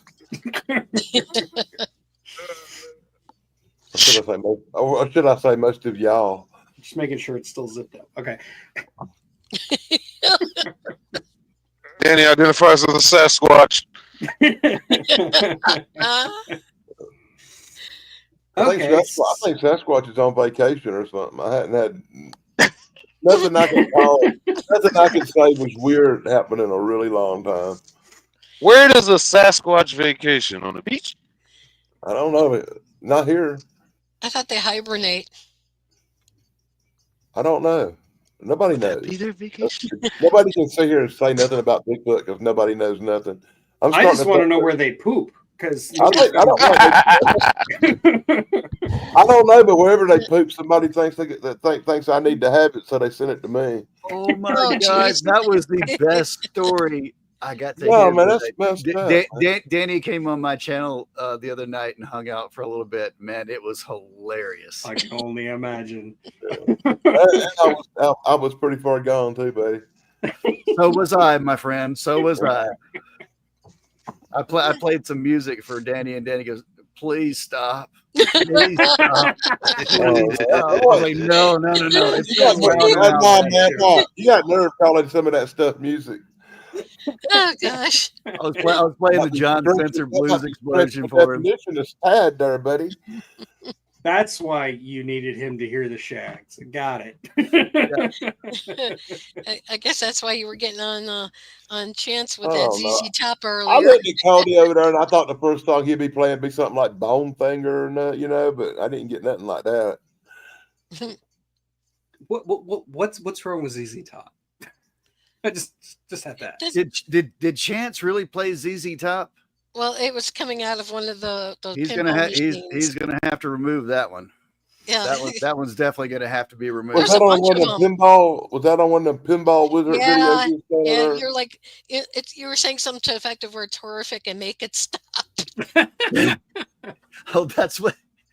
I like ZZ. Yeah, it was pretty. Okay. That was torture too. I can't help it. Whenever I hear stuff that makes me want to pull my eyebrows out, I have to say something. Dan. Oh, I'm hurting. Bell bottoms. Okay, well, let's Please see. make it stop. Since Chrissy is still MIA, let's move on to the next question. And I'm gonna go ahead and make myself big. There we go. Okay, I'll go second on this one. Okay, the third question is: do you think physical, mental, or emotional strength is more important, and why? Well, first of all three are important, obviously. But I think of the three, I think it's a tough call. Is it mental or emotional? I'm gonna say probably emotional, but it's not that like macho, keep it all inside emotional strength. I mean, it's the strength to embrace your emotions, to allow your emotions to breathe, and to know how to rein them in when you need to, and express them when you need to. I think a lot of people think emotional strength is just being stoic, and that's not going to get you through life. That's going to make you a miserable little bastard is what that's going to do. I think, yeah, that's all I'm going to say. I'm going to say emotional strength, and that's all I got. So I'm going to let Caldy go next. I'm gonna kind of agree with you. I think they all three go hand in hand. Like, if you're super depressed, you need to do something physical to get it working. If you're overweight or something like that, hell, like everything, I guess everything kind of comes back to like, you've got to do it in a balance. Yeah. Like, to me, life is a balance of this is good, this is good, this is bad, this is bad. You got bad, you got good, but it all balances out if you just move. And it's little things like, if you're super depressed, get up and walk to the mailbox and count Getting mail always makes me happy. Count that as a blessing that you were able to go to the mailbox and back. Like, use that as, oh my God, I walked outside of the house today. I have a victory. Make sure you put on pants first. Never put on pants when you walk No, I out. go in my shorts, man. I wear shorts. To the mailbox. This is my PSA. Walk to the mailbox naked. If you can walk to the mailbox naked and come back and you still feel good, you're gonna do. I live in That's the Mississippi country, and wisdom. I get my mail like 3:00 in the morning right before I go to bed or whatever, and I could probably get away with that. I was about to say, like, I could get away with that many other people could not, but I could probably get away with walking to my mailbox naked and coming back and no one driving by or anything like that. But See, I'm just When the when opposite. I start back drinking alcohol, one night I might make a video and be totally naked when I walk to the mailbox and back. See, I can't do It that take a lot of here. alcohol. I'm Anything's in an possible. apartment complex. Uh-oh. And all of our Zach's made himself mailboxes big. are there. oh crap! Oh Yeah. crap! Zach's taking over. Zach, go Zach. Zach's like, I go to the Oh, mailbox naked every single day. When we ask whether physical, mental, or emotional strength is more important, the truth is that all three play vital roles in a balanced, enduring human life. To lean too heavily on one and neglect the others would be like building a house on only one pillar. Eventually, it will collapse under the weight of life's storms. Each type of strength supports the others, and together, they create the kind of foundation that can withstand anything the world throws at us. Physical strength is often the most visible, but it goes far deeper than lifting heavy things or being athletic. Physical strength represents our connection to the world around us. It is the vessel through which we experience life. Having a strong, resilient body allows us to act on our goals, protect those we love, and endure the physical hardships that life sometimes demands. It's not about being a bodybuilder, it's about being capable, adaptable, and able to persevere when situations call for stamina and action. In survival, in caregiving, in simply facing a long, exhausting day, physical strength gives the body what it needs to carry on. and Strength, though less visible, is no less critical. It is the force that allows us to think critically, to problem solve, to stay determined when circumstances become overwhelming. Mental toughness isn't about being emotionless, it's about being disciplined in thought, being able to recognize fear, pain, or uncertainty without allowing them to dominate our decisions. A strong mind can see 10 steps ahead when chaos clouds the air. It allows us to stay calm under pressure, to innovate when the old ways aren't working, and to persist when others give up. Mental strength gives you the why and the how when the easy road tempts you to quit.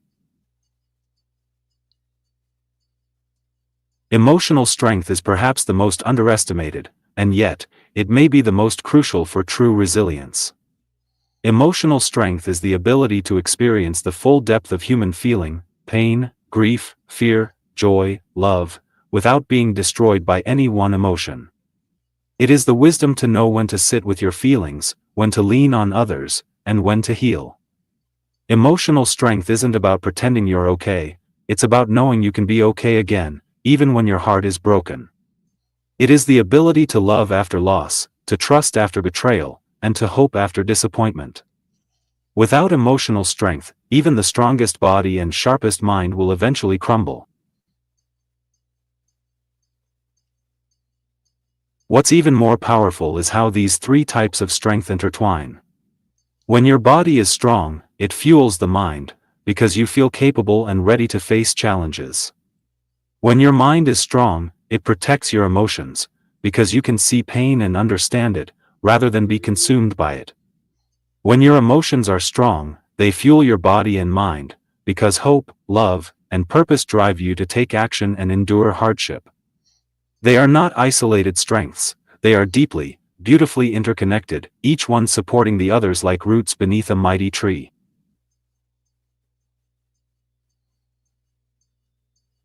Life has a way of demanding all three, often when we least expect it.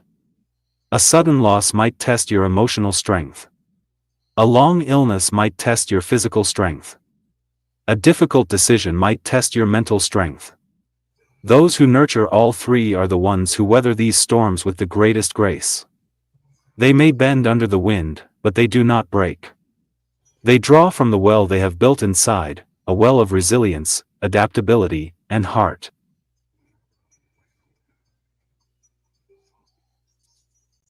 That's why, in the work I do with Unique Prepping and in my own life journey, I talk not just about preparing the hands, but preparing the mind and spirit too. True preparedness, true survival, is a full body, full mind, full heart experience. It's about being physically ready to act, mentally sharp enough to think through chaos, and emotionally anchored enough to find hope even in the darkest hours. We aren't just building strength for the body. We're building endurance for the soul. In the end, it's not about choosing which strength matters most, it's about honoring them all. It's about realizing that life will call on different parts of you at different times, and you'll need to answer with your whole being. To be fully alive, to live well, love deeply, fight bravely, and endure faithfully, you must nurture the body, the mind, and the heart. Each one holds a piece of the story. Each one makes you unbreakable. UP out. Well, now that Zach has given the correct answer. Yeah. Ah! Well done, Zach. Well done. Mhm. But 3 ain't bad. Damn you, Charles. Damn you. Damn you, sir. I could go. Oh, okay. I I'm gonna have mean, to you know, listen to Meatloaf now. I'm pretty much of the I love same mindset meatloaf. as Zach.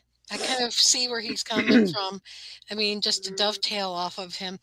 And I also believe this, like my dad used to tell me when I was a kid, life is kind of strange, but it works out. He used to say life is a circle. You're going to have good times. You're going to have bad times. You're going to have the best times. You're going to have shit times. You're going to have times where you don't want to do things.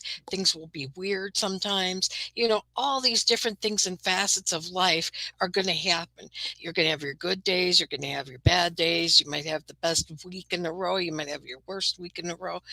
But the thing in the object is using all three of those elements in order to conduct yourself, and to actually be a whole, like one is a whole.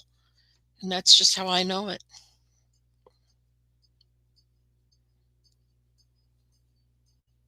I mean, yeah. Well said, madam.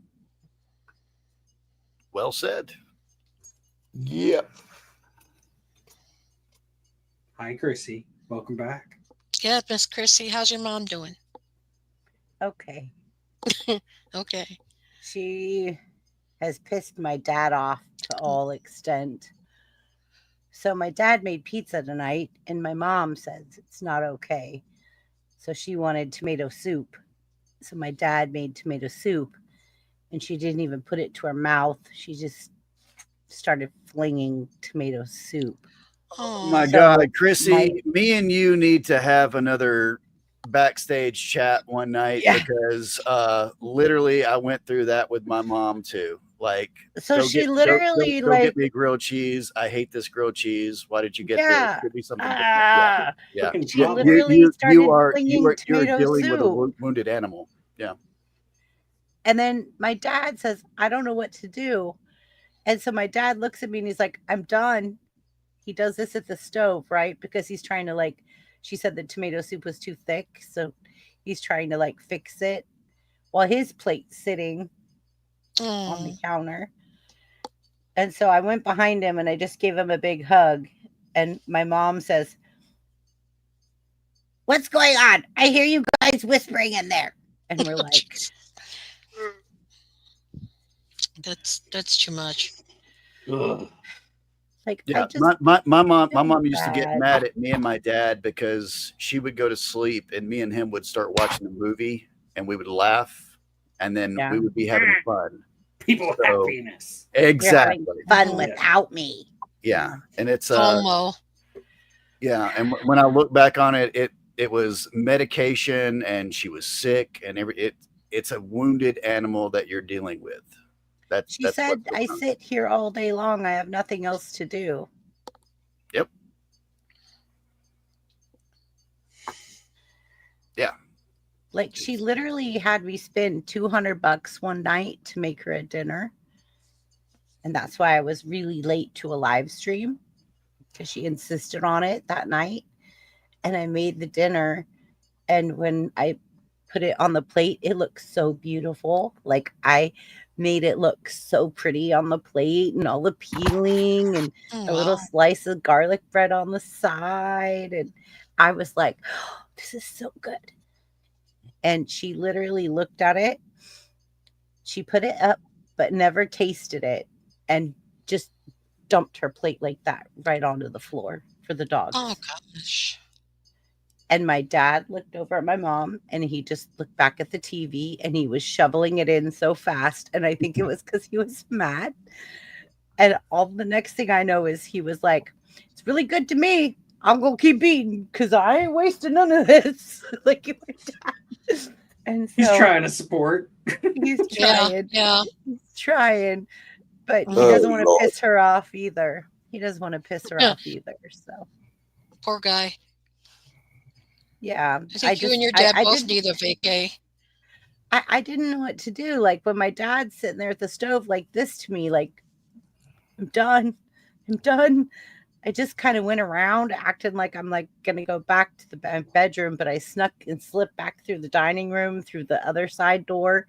And I just gave him a hug from behind. And I said, As long as you guys can support each other, you can get through it. Yeah. I felt like he needed a hug. Does your mom walk or anything, or is she just stable? No, She in a we have to do everything for her.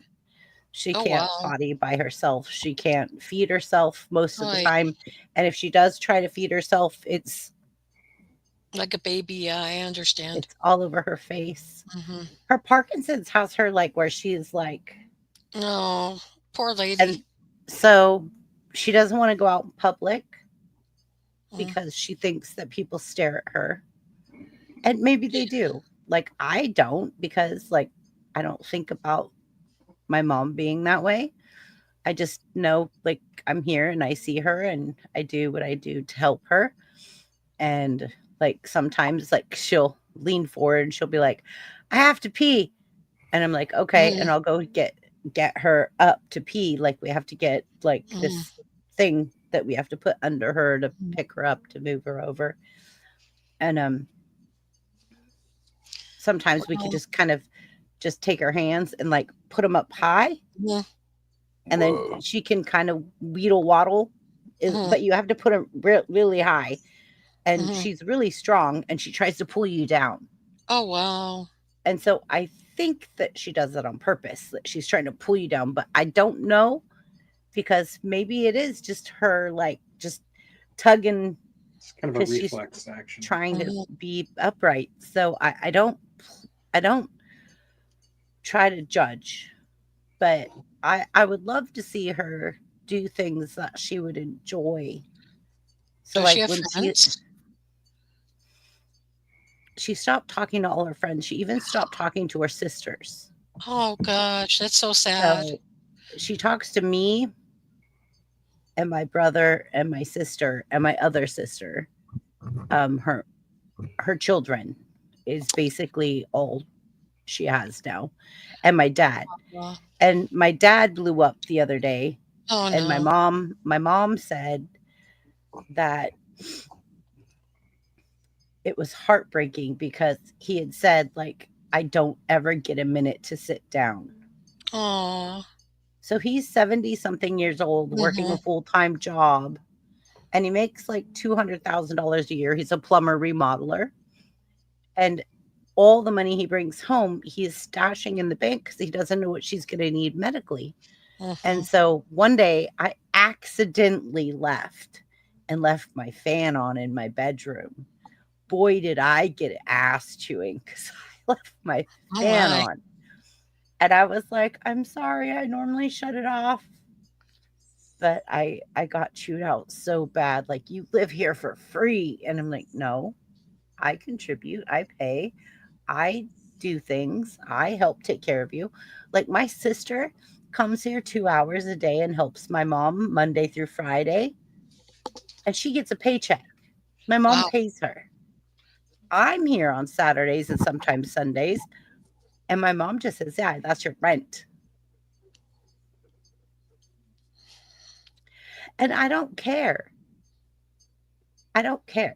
Like, literally, for me, just being here is time that I get with my mom that I could never get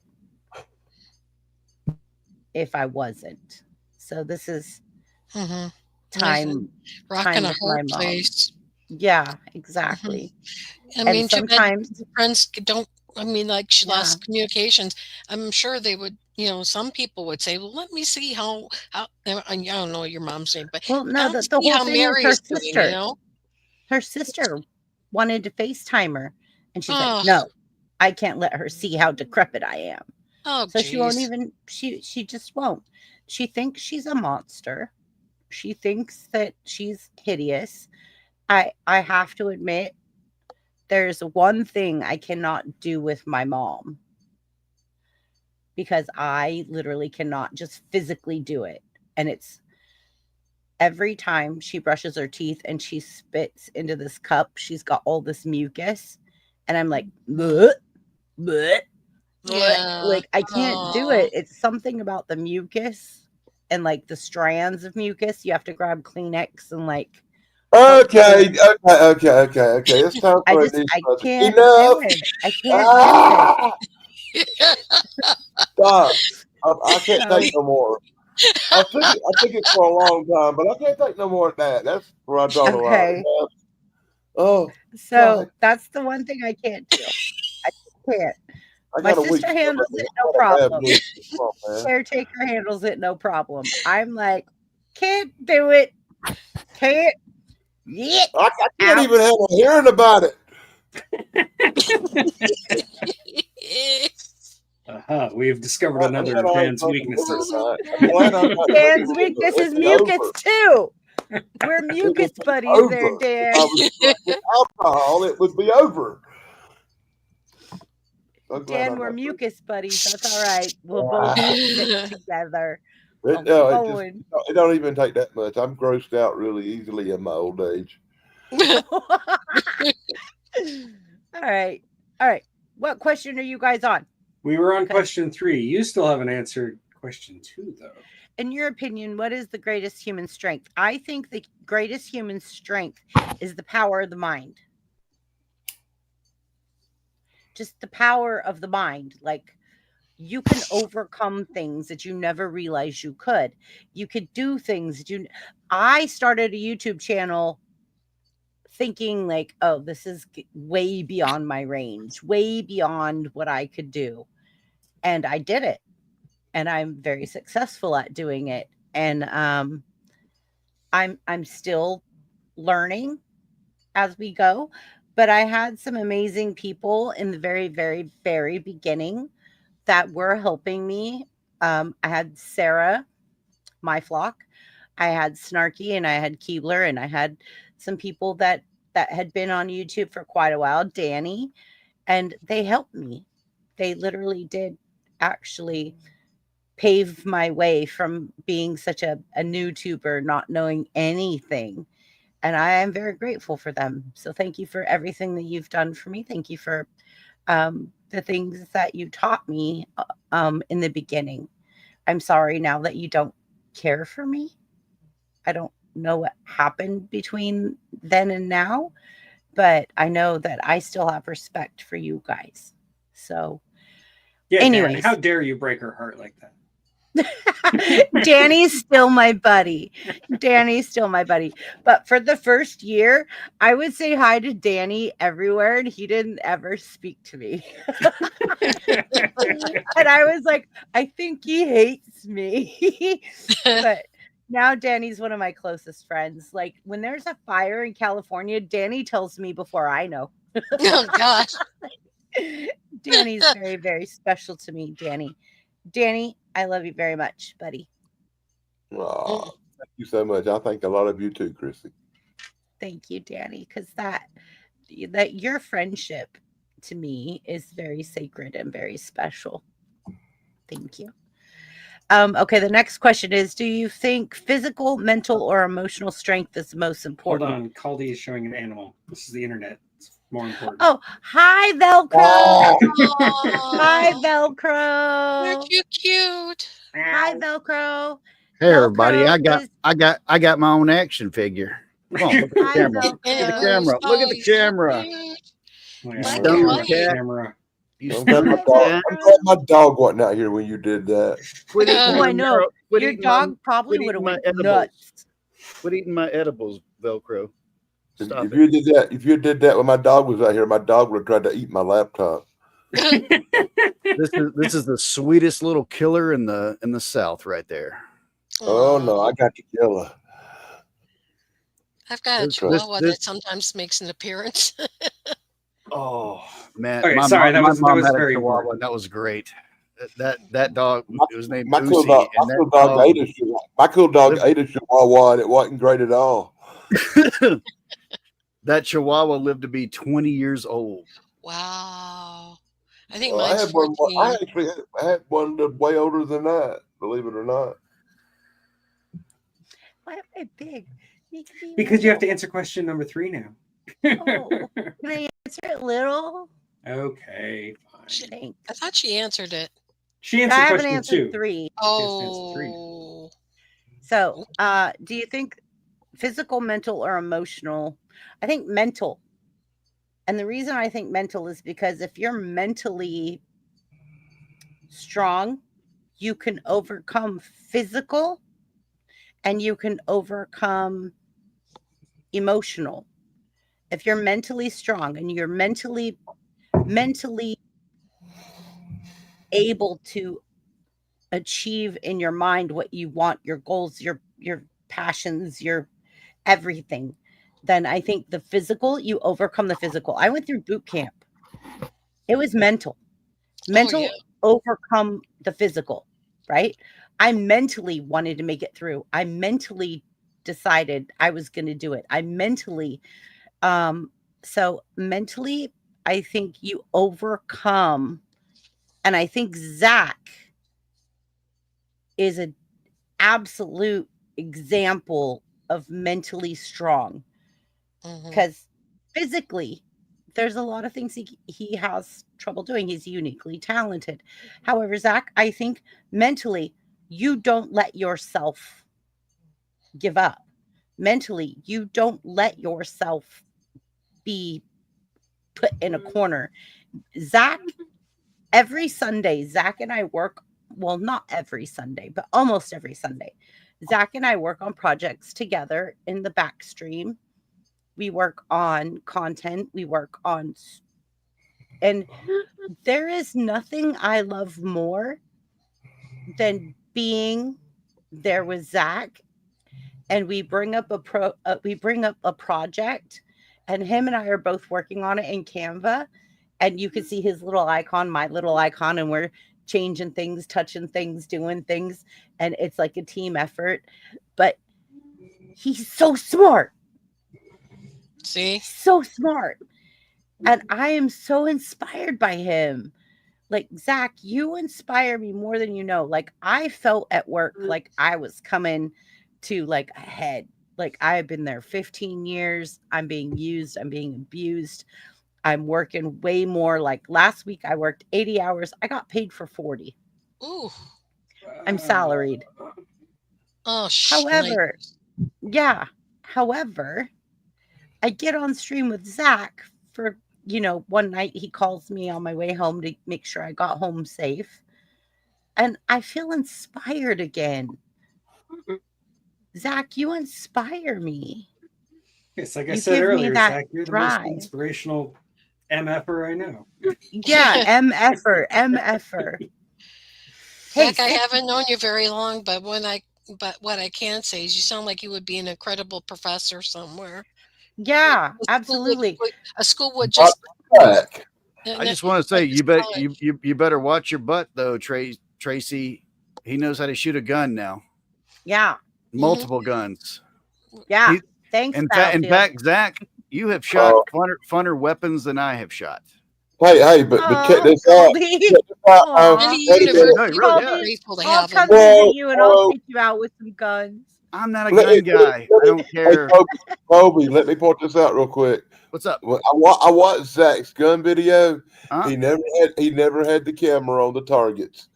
We don't That's know true. if he's a good shot or just dangerous. That's true. We did not see the target, Zach. Yeah. We did see want the to target. call it- He had a chest camera on. No. What I'm talking about, like they didn't show the Oh, target. they didn't show us how he hit the target. But Yeah, I guarantee you, Zach has that. You have that target, don't you? Either If you you have go that back target and or Mike has listen, it. If you go back and listen, you can hear the pings when it hit. Bing, Yeah, bing. Yeah, thank you you. had to see when he hit the Thank car you, off Sick. the distance. Thank What? you, Sick. He shot the Ford off in the distance. He missed the target completely. Dang. Nope. You could hear, like, Can I show said, you could guys hear- something I made yesterday? Please, Yeah, do it. please go Why ahead. not? Yeah, please share Go with for us. it, kid. Let's go, Zach. But it's not just for Zach that you got to watch your butt. I mean, if Brady's in the chat, we should all watch our butts. Yeah. You got to watch your butt if Brady's in the chat for sure. Friday? Brady. Oh, Friday. Bratty, Bratty, Bratty. Oh, Bratty. Thank you. Yeah, she's No. she's the ass eater. Oh. True. I love you, Bratty. I love you, Bratty. the way that was said.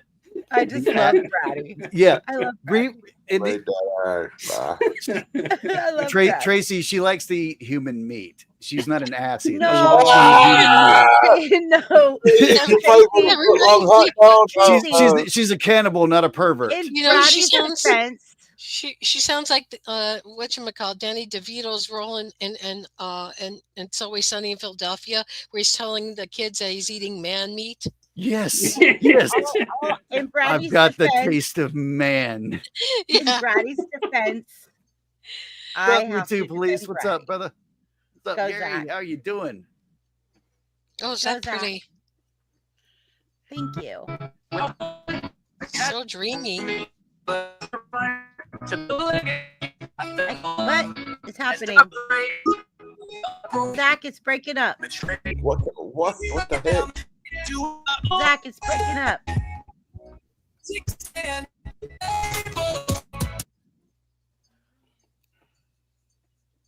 Did somebody Zach, start it accidentally over get into again. the It's Dr. breaking Wu up. show right there? No, Almost. it's Internet breaking connection. up. Zach, play it again. It's breaking up. It's like Or give the link to Chrissy and let her play it on her end. yeah. I send think me that's the what's link, happened. Zach. Yeah, I think it's just your Wi-Fi or whatever. Yeah, he's having a storm. He's been having problems. Zach, Well- send me the link. I'll play it. Velcro. It just fed you. Again, like I say, Swear to any God, you're going to university Australia. would be lucky to have Zach as a teacher. I think Zach is like amazing. Yeah. He's a genius.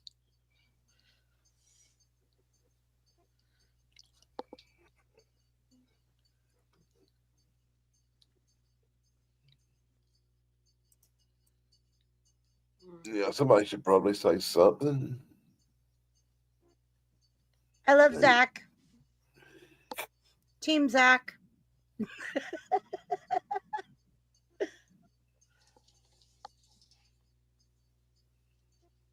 That was quick.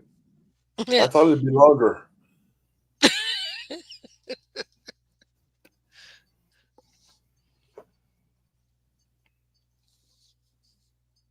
We need some Jeopardy music or something for these long dramatic talks. I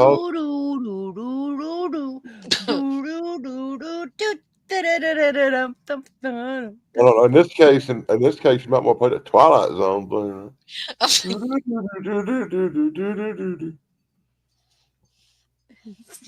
Oh, come on, Zach! It was a joke. Zach's trying really hard. He's focused. He wants to play this.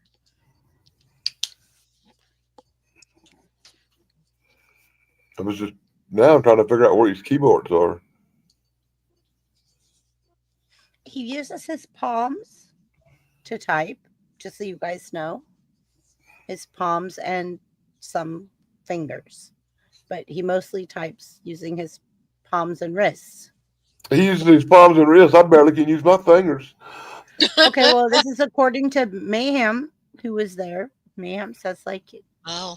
it's very, very humbling to see how Zach does things every day.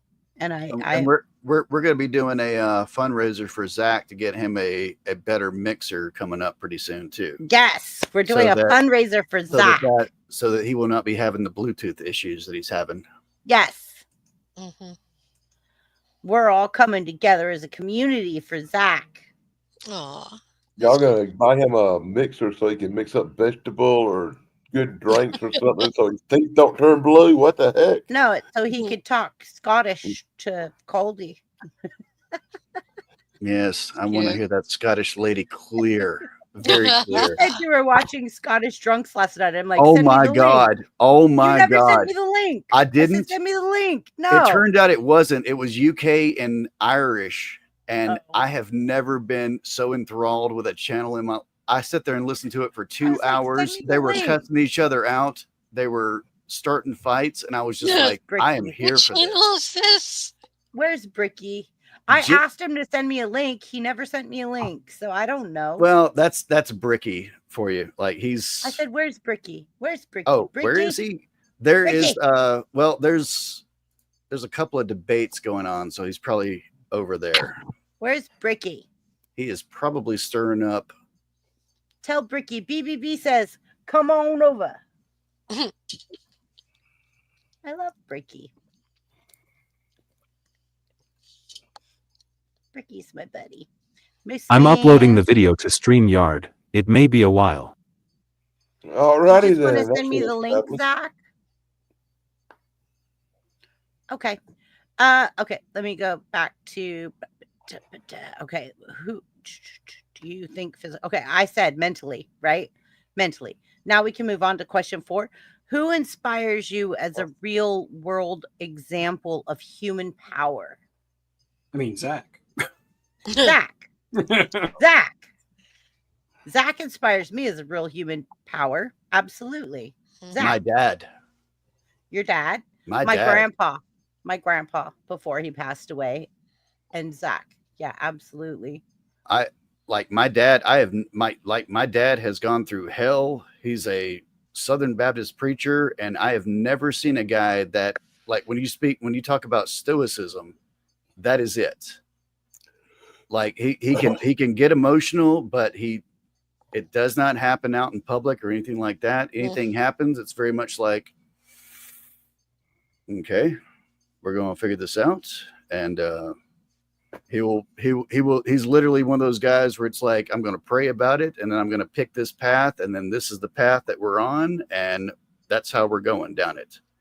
And he has taught me that it always works out, no matter what. You can be broke, you're not going to starve to death, you're going to be fine. Everything like that, you're going to be fine. Just don't freak that's better out. than my choice. I was going to Just say don't that. freak out. That's a lot better My than my grandpa choice. was also a Southern Baptist preacher. And I'm from the other side. I was going to say that old Roman soldier on the front of their condom packages. Trojan man. The Trojan. Oh God. Trojan man. Trojan man. One Trojan man.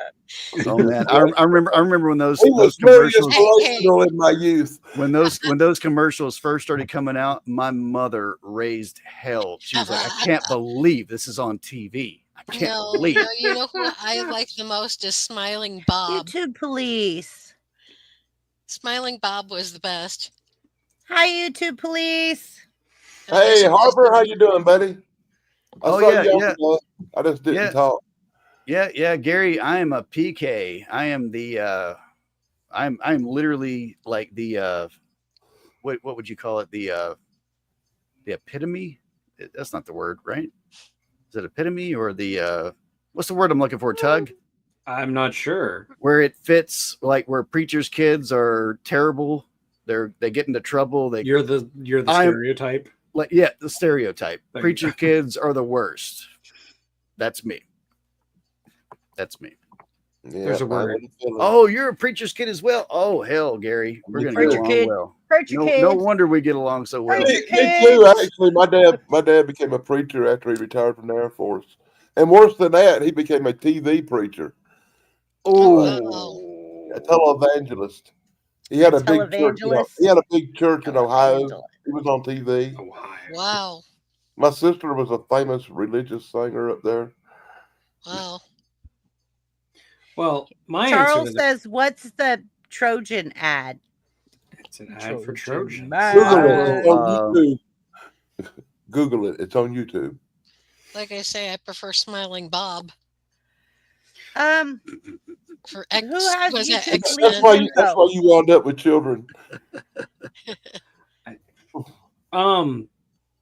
So my Does answer any- to that question. Wait, what? What are you saying? Does anybody have YouTube Police's info? Yeah, I do yeah, not. I do. Give me Colby just a second. does? Okay, send him a link, please. Yeah. Oh. Don't cuss. No cussing. No, he Gary's good. Yeah. I know. I love Gary. I've been excited to have him up, but He's I've just been like- asking him to come, so I'm very excited. You always say no cussing, and somebody does. We've already cussed tonight. Nah, somebody did. I don't know. What It was Tracy. It was Tracy. Hey, I own my own, buddy boy. I say for Tracy. myself. Hey, I'll but make if I you had, feel hey, better. hey, When if I I'm had, wrong, I say if I'm I had, wrong. you see, but if I had to pick anybody on the panel not to cuss, it would be you or Zach.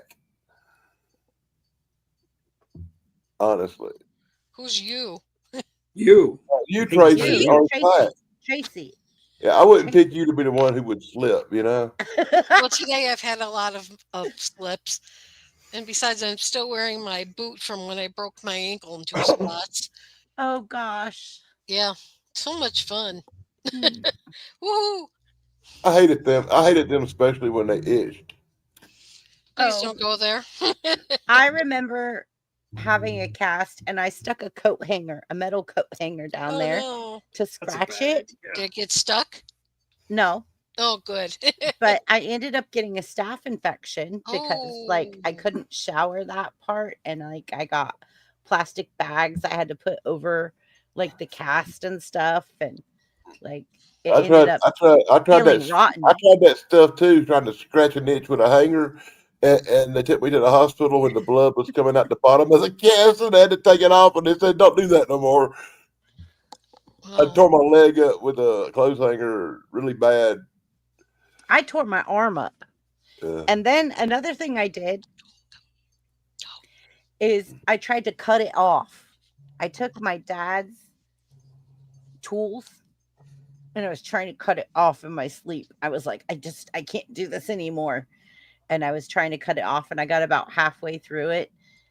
And then I just said, screw it. And so the next day they were like, what'd you do to your cast? And I tried to like hide it like with a Oh, hoodie. no. And they were like, what'd you do to your cast? And I was like, I was trying to cut it off last night. Like I literally tried to cut it off. If my dad would have had one of those little saw things, Mhm. I'd have took it off. But no, I had these plier things. It hurt. My hand was so sore and swollen the next day. It was Oh horrible. my gosh. Dremel works. Yeah, I know. If I had a Dremel, Amy, if I had a Dremel, I would have done it, but I didn't have one. I have one. I really now. didn't. I really didn't enjoy when they took the cast off because they cut them off with that little circular saw, and it always freaked the me out. Dremel. I was so paranoid that I'd get a stoner doing it. Oops. Oh God, let this guy not be I'd let hiding. Caldy take my cast off. What? I'm sorry. I like- was sending a message. I missed half of what was going on. What? So I'm Danny taking who's said he was who's always- cast off? So Danny said he was always scared a stoner was going to take his cast off with one of those Dremel saws. I said I'd let Caldy take my cast off. No, Caldy you take wouldn't. his off. No, I you would. wouldn't. No, Yes, you I wouldn't. would. I Yes, got would. shaky. I got shaky hands. I would just turn my head. There. I hear it. I hear it. I hear it. I hear it. And Marm, welcome. There he is. Howdy, sir. Good to All see you, right. Mr. YouTube Police, Mr. Hello, Gary. Army. Let me pause this Mr. other live Police. stream. Mr. I got Police, going Nuck on. Nucks. Bam! Nice ring. Thank you. That's my wedding ring. Been married for 36, almost 37 years. Bless your heart. Well, I know, right? Poor fella. I got a good one. So, ain't nothing like her no more. So, Yeah. Ain't that the truth? I think some of us are out there. People just don't know we're there. well, I see a lot of videos out there where there's a lot of folks, talking about how they, to be honest, a lot of them tend to be tend to be looking for a fella that's so tall and makes so much money and all this kind of stuff. With today's society, I don't think anybody ought to be getting married. After all, marriage was a covenant between, with God involved. And I don't think there's that many people these days that tend to put God, involved in a wedding. So it's I think that a lot of people out there are so shallow and materialistic that they don't realize a person getting up every morning and a person washing your clothes, folding your laundry, putting it away, making you breakfast, making you dinner, packing your lunch, like all of those things is effort, right? And putting effort into each other is what it's about. And I always feel bad because like every time I get into a relationship, I feel it's like all one-sided. Like I do everything and the guy just sits there and like, yeah, okay. Flip to it used to be that a man went out and worked and supported his family. It's really not that way anymore. In order, with the cost of everything being so expensive, you both have to work. Yeah, it seems like both have to work. And you do have traditional male roles and female roles, but in today's society, there's so many of the, and I'm not trying to be controversial here, no, but so many of the women, well, they want to be a boss and they want to go through and, they want to show they don't need no man. Of course, the government has been taking the role of the husband anyhow, the male role, and they've been promoting, with the government assistance and what have you, promoting promiscuity, if you would. Yeah. After all, they pay so much for every child you have and all this kind of thing. And I'm kind of old school. I'm old school. I get it. My grandparents raised me. I'm old school. There we go. I like to get up on Sunday morning and make biscuits and gravy and fried potatoes and eggs and bacon. I like to do like the domestic things. Yeah. But I'll tell you what, this is something you guys are all going to learn about me right now. I've never mowed a lawn. I was so spoiled growing up that my grandpa mowed the lawn and then my dad mowed the lawn and my brothers mowed the lawn and my husband mowed the lawn. If somebody told me to mow a lawn, I would not know how to mow a lawn. But you tell me to cook a pot roast, I can tear it up. I'll tell you what, Chrissy, once you get older, it like now I'm old. No. But what I'm saying is like mowing the lawn, that's a little bit of peace that you get. That's a little bit of peace that you get. I've never mowed a lawn. Especially if you got a riding lawnmower. Oh God! Look at here! Look at here! I'm just saying, I've never mowed a lawn. The greatest part about being this age is I don't have to cut no damn grass. I see women next door like light up the lawnmower and go, and I'm envious because I'm like, I don't know how to do that. Well, a lot of time my wife does mow the lawn, or she was at one time.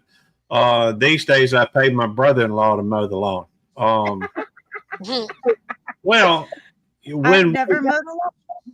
When we moved here, I told her, that's a big yard. I don't know that I want to mow all that grass.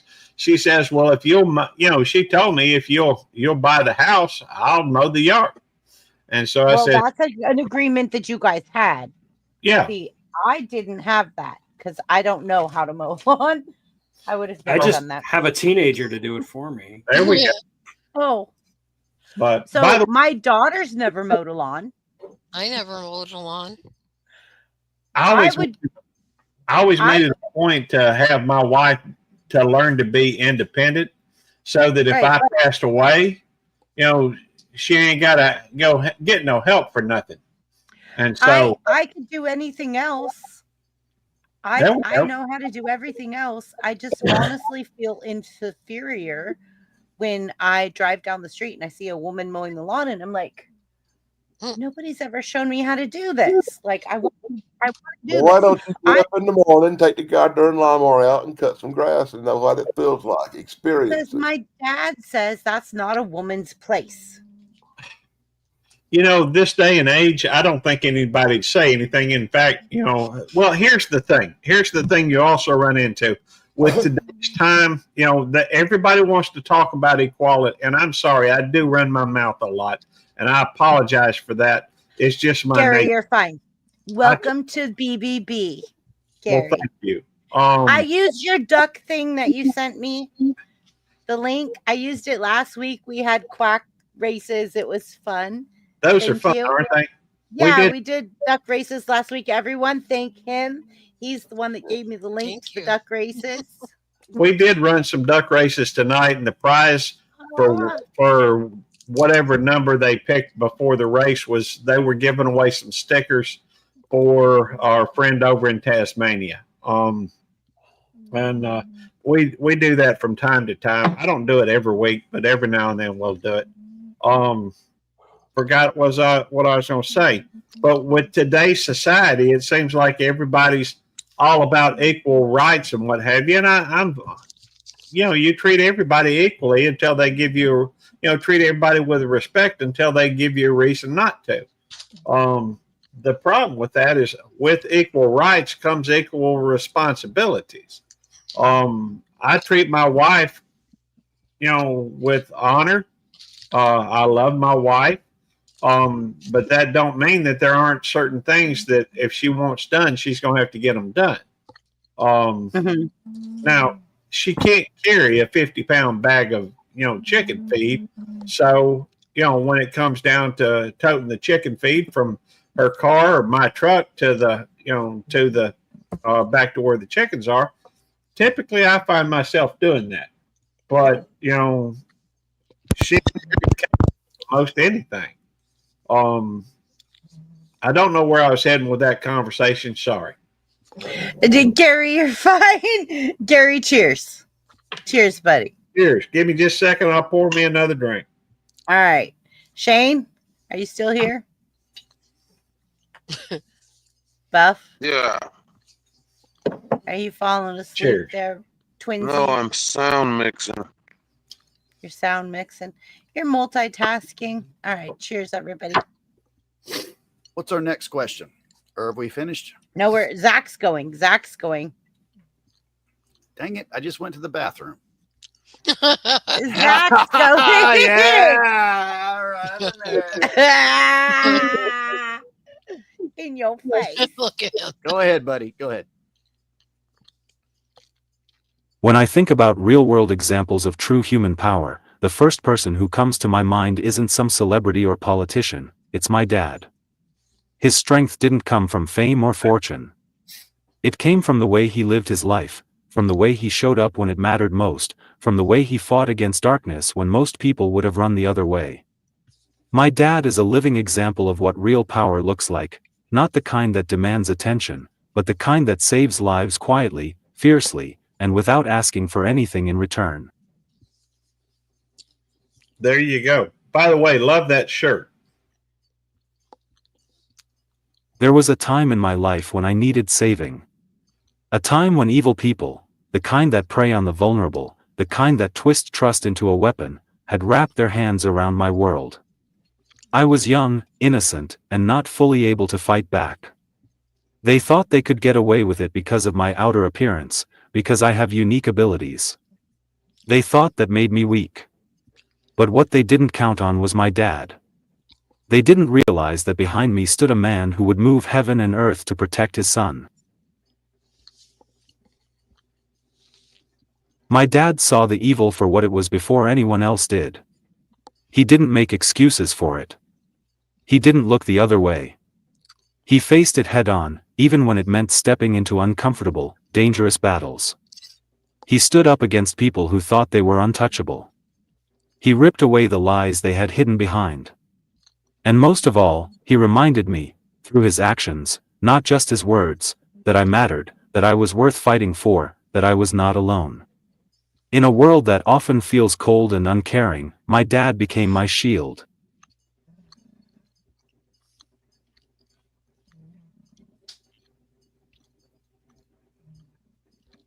It wasn't just what he did that made him powerful, it was how he did it. He didn't respond to evil with more evil.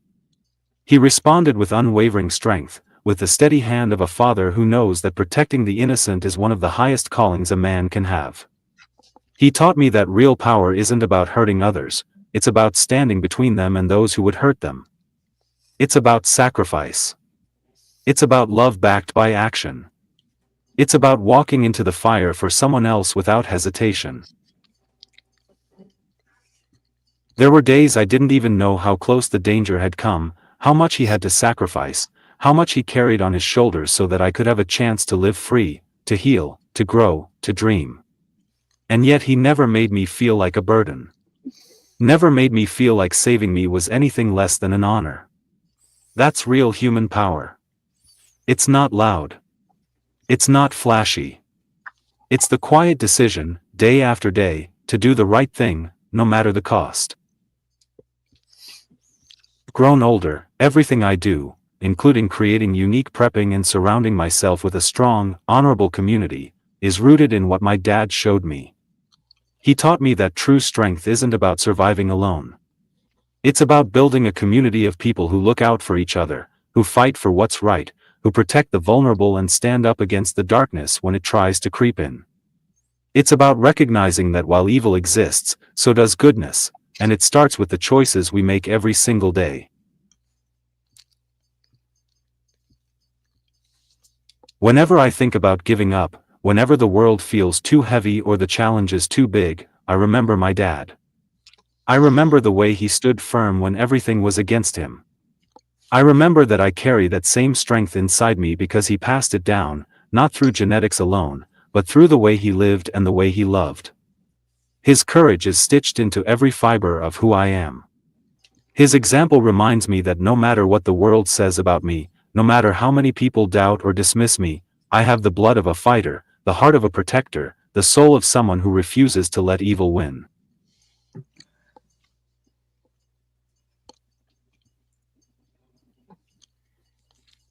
My dad didn't just save my life, he gave me the blueprint for how to live it with honor, courage, and relentless hope. That is why, to me, he is the greatest real-world example of true human power. And I am proud to carry his example forward in everything I do. UP out. Wow. Zach, why you always make all of us cry? I know. I'm not Zach, crying. you always hit home. Mhm. You always hit home, Zach. You're probably one of my favorite YouTubers I've ever encountered. He's so real. Well, Yeah. Yeah. Like, if I get a moment with Zach backstage and we're creating content, that is precious to me. That time that I get with you, Zach, is so precious. Like being able to create with you and share with you. It is so precious. I value that so much. I just want you to know that. And Gary, welcome to getting to know Zach. He's awesome. I've met Zach before a couple times. Yeah. I don't know if I've been on panel with. It seems like I may have once, but I don't remember. Yeah, I think you were on once on Caldy's. I think I saw you and Zach. Zach came up right when you were leaving. But yeah, I did. I watch Caldy a lot too because I love Caldy. Well, yeah, he's good people. You know, he's from here in Mississippi. I love Caldy. Yeah, you're good too, Caldy. Whatever. Yeah, we love Caldy. Mississippi is going We to take love over this Sid. panel. We We're gonna love take over Danny. this We panel. love Tracy. Yeah, All of us. greetings from South Carolina, dude. Greetings from Mississippi as well. And I know who you are too. I've seen your channel and I've seen you before. Well, thank you. I appreciate that. Well, the problem or the situation that we find ourselves looking at this moment, and props to Zach. You know, the fact is that, you know, yes, a father figure is extremely important.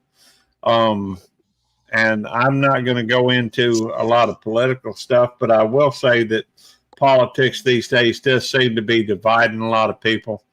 Yeah. what we Yeah. need to understand is that everybody just wants basically the same thing out of life. They want a roof over their head, they want to feel safe, and they want food in their belly. Hey, I put that in.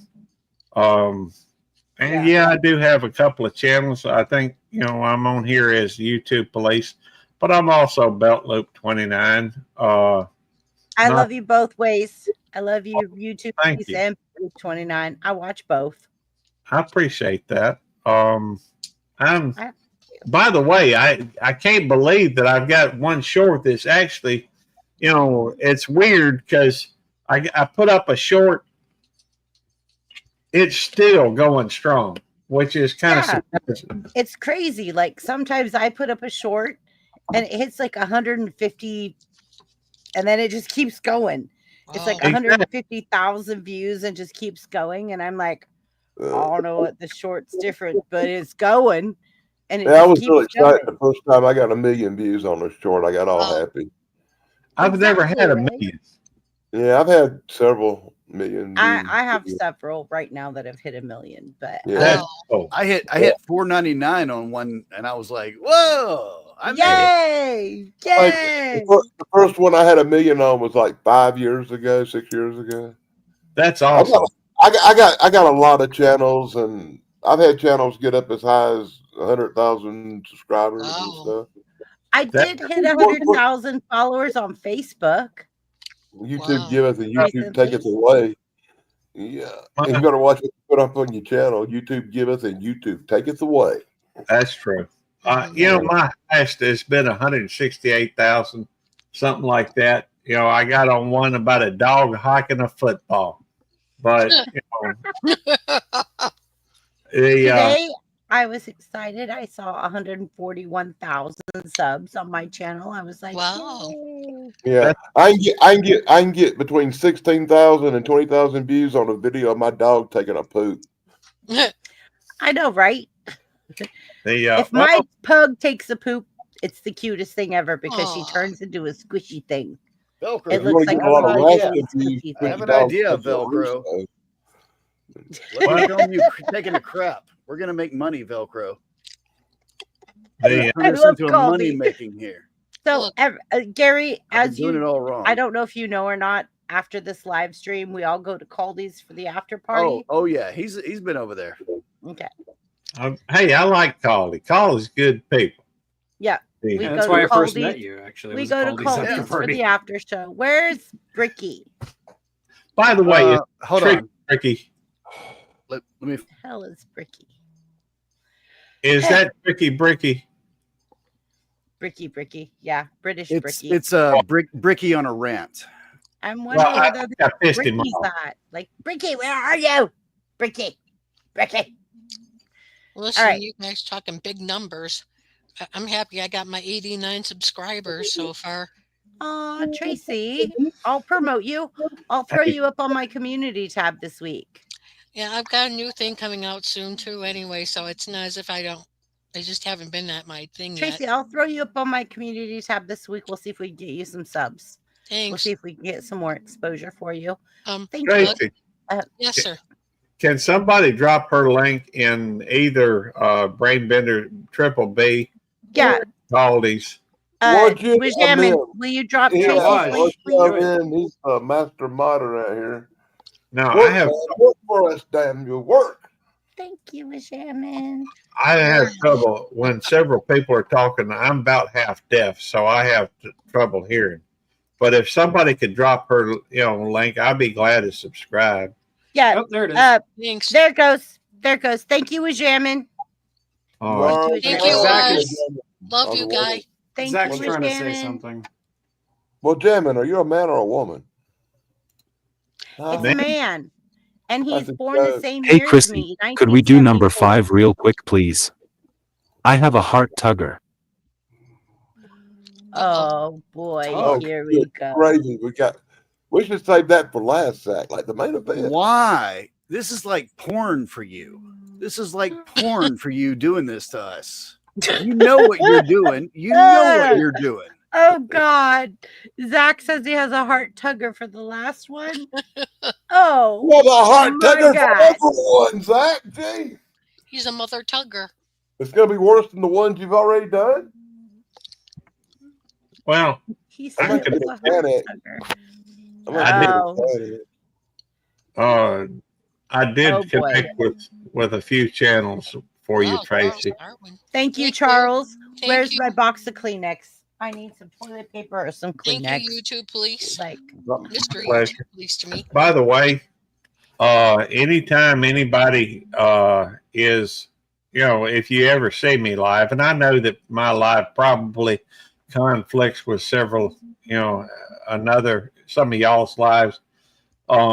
But if you ever see me live and you feel like coming on, hopping up on panel, we could usually get you a few subs. That's appreciated. I YouTube police, I'm going to drop my phone number in the private chat for you. Okay, thank you.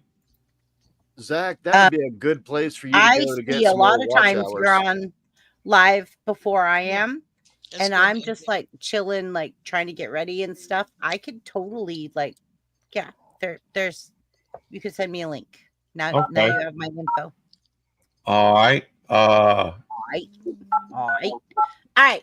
So, Zach, Get your Kleenex we out. shouldn't let Zach go first. Wait a minute. Hold on. Nope. We shouldn't let Zach go first. I called it for just a second. That's fine. Is that Mad as in barbecue number? Yep. Okay, cool. Let me I guess it's already saved it Yep. because it's coming up as that. Yeah, like the guys were trying to talk me into doing like a competition barbecue channel and stuff. Like these guys at work, I make barbecue and I bring ribs and stuff to work, and Dang. they're all trying to pay for me to go competition barbecue, and I'm like, I'm not doing it. And they're Well- like, yeah, and I'm like, no. When do I have time to do this? No, I don't. I have do you ever go into the barbecue community? No. Okay, I've got a lot of friends in the barbecue community. Okay, well then maybe I'll contact you when I'm ready to like get in the circuit. Oh God, Yeah. the barbecue community. That's- I make really good barbecue, but I'm not Yeah, but ready I to gotta- go I gotta competition. Well, I understand. Do you know Smoky Ribs Barbecue? Smoky Yeah. Ribs. Yeah. His name is Russ. I know Yeah. Russ. He's down in Mississippi. He's down on the coast. I know quite a few folks in the. People laugh at me. I'm from California. California barbecue. Well, See? Thank you. Thank you. Oh, you. God. The fact is, you can find good stuff and good all over the world. Man, you ain't never had no California barbecue, man. Little organic barbecue sauce, organic ribs, organic bones. You know, with man. avocado on it. Oh, If you I'm get to the gonna right, make if you get to the I'm right gonna make neighborhood, ribs when hey, I come if you visit get to the you. right neighborhoods in California, they make the barbecue with poodles. Oh, Hey, God. here's the thing. You can find good people and good food anywhere in the U.S. Anywhere around who's the world. that? Matter. Where'd you come from? Hey, Where you been, Shane? Where you been? You I'm Where you over here been? working on something. This is my I house. didn't know somebody else This is my joined in. house. My house. I need Then to. lock your doors. Random people are walking in. What's going on? No, I invited him. I don't know that I'm a random person, but okay. No, I invited Gary. I every invited time- Gary. I will. Every time I've seen your name up here, though, you've been asleep, though, I think. No, I'm working on something right now. Okay. He doesn't sleep. He passes out. Oh, my Yeah, bad. get it right. Get it right. Right, man. I can't do it tonight, though. I really got. Pleasure to meet you. Uh-oh. Yeah, Awake. we got. Oh, boy. What? What? Why are you putting him up there now? No. Zach did it. I didn't do it. He has Hey, buttons. good God, take control of the show, Zach. Oh, Look, wow. If I has could buttons. instantly unlock one new ability or power within myself, it would be the ability to make people truly feel loved, without barriers, without doubt, without fear. Not just to hear the words, I love you, but to feel it deep in their bones, to know without question that they are valuable, that they matter, that they are seen exactly as they are and still deeply cherished. In a world that so often makes people feel invisible, judged, or disposable, I think the greatest gift would be to become a living reminder to every soul I meet, you are loved.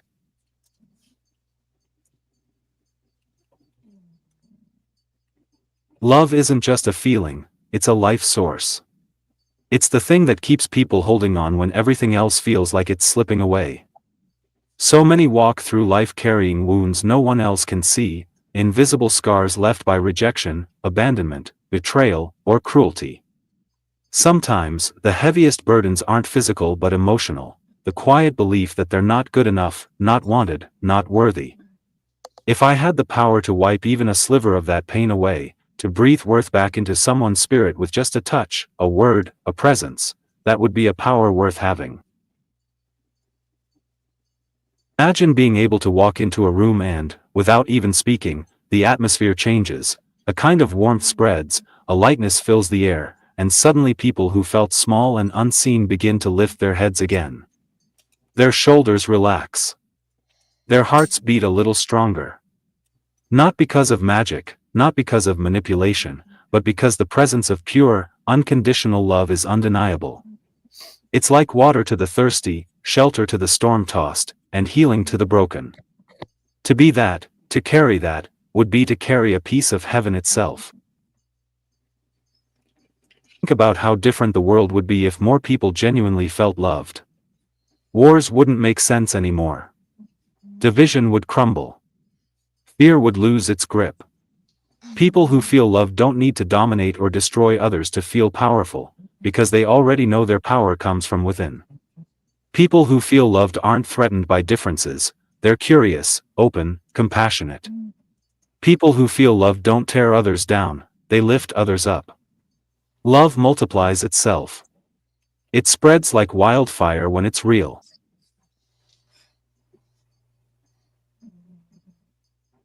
On a personal level, this ability would also heal the parts of me that still carry memories of moments when I didn't feel fully loved or understood. It would be a constant act of giving that, in turn, nourishes my own heart. By focusing on loving others deeply, I would be continuing the legacy my dad started, the one that showed me that real strength is rooted not in fear or hate, but in love. It would give my journey, from facing rejection because of my outer appearance, to building unique prepping and surrounding myself with real community, an even deeper purpose.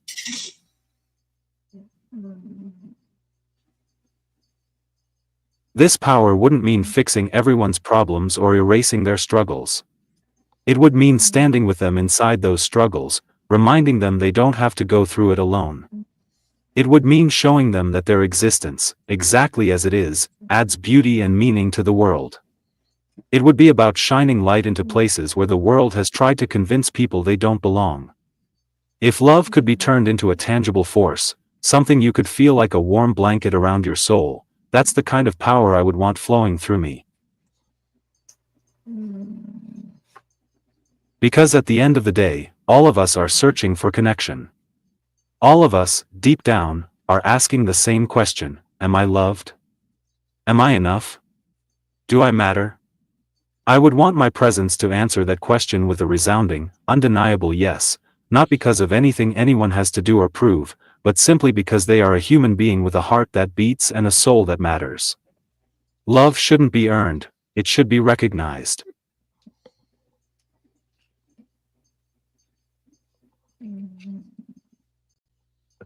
If I could unlock the ability to make people feel truly loved, it wouldn't just change the people around me, it would change me too. It would be the kind of power that grows, strengthens, and heals over and over again. A never-ending ripple effect, one heart to another, one soul to another, until love was no longer the rare exception but the daily expectation. UP out. That is a fantastic answer. Wow, Zach. When I die, I want you to do the obituary at my funeral. Zach, I'm going to send you a tie-dyed shirt and a bandana to start wearing in a little joint when you do those things like that? He eats gummies. Oh, I know. I'm making a joke. He eats gummies. I'm trying to use humor to get around the emotions, Chrissy. Exactly, me I'm too. Like I trying don't to even use humor. I don't even know Caldy. Like I'm so emotionally moved right now. Like I Not feel me. like I'm choking I'm on stoic. like I'm stoic. Look at this face right here. Yeah. Unaffected by what Zach just said. Shake it off, etch a And look sketch, at etch a Tug. sketch, etch a Look at Tug. sketch. Look at Tug. I'm Tug's zen. up there. Yeah. Well, I have to admit, I missed a little bit of what Zach said while he was talking. I went to get some drugs because I needed pills.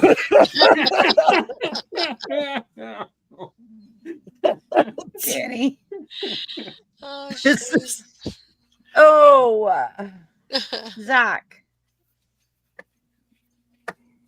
That hurt me so deeply, but was so true. hmm All we ever want is just to be loved, to like for us, for being who we are. We don't want to be anybody else. We just want to be us and recognized and known for just who we are. Like, see me, this is me. Like that is so special, Zach. And you're just dragging them emotions even further on. Yeah, Zach, it made me think of the Cheers theme. You did a good job.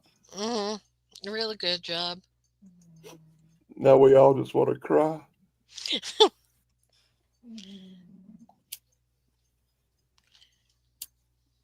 Zach, if I had one superpower, it would be to give you your superpower. Yeah, that's right. Well, I had one too.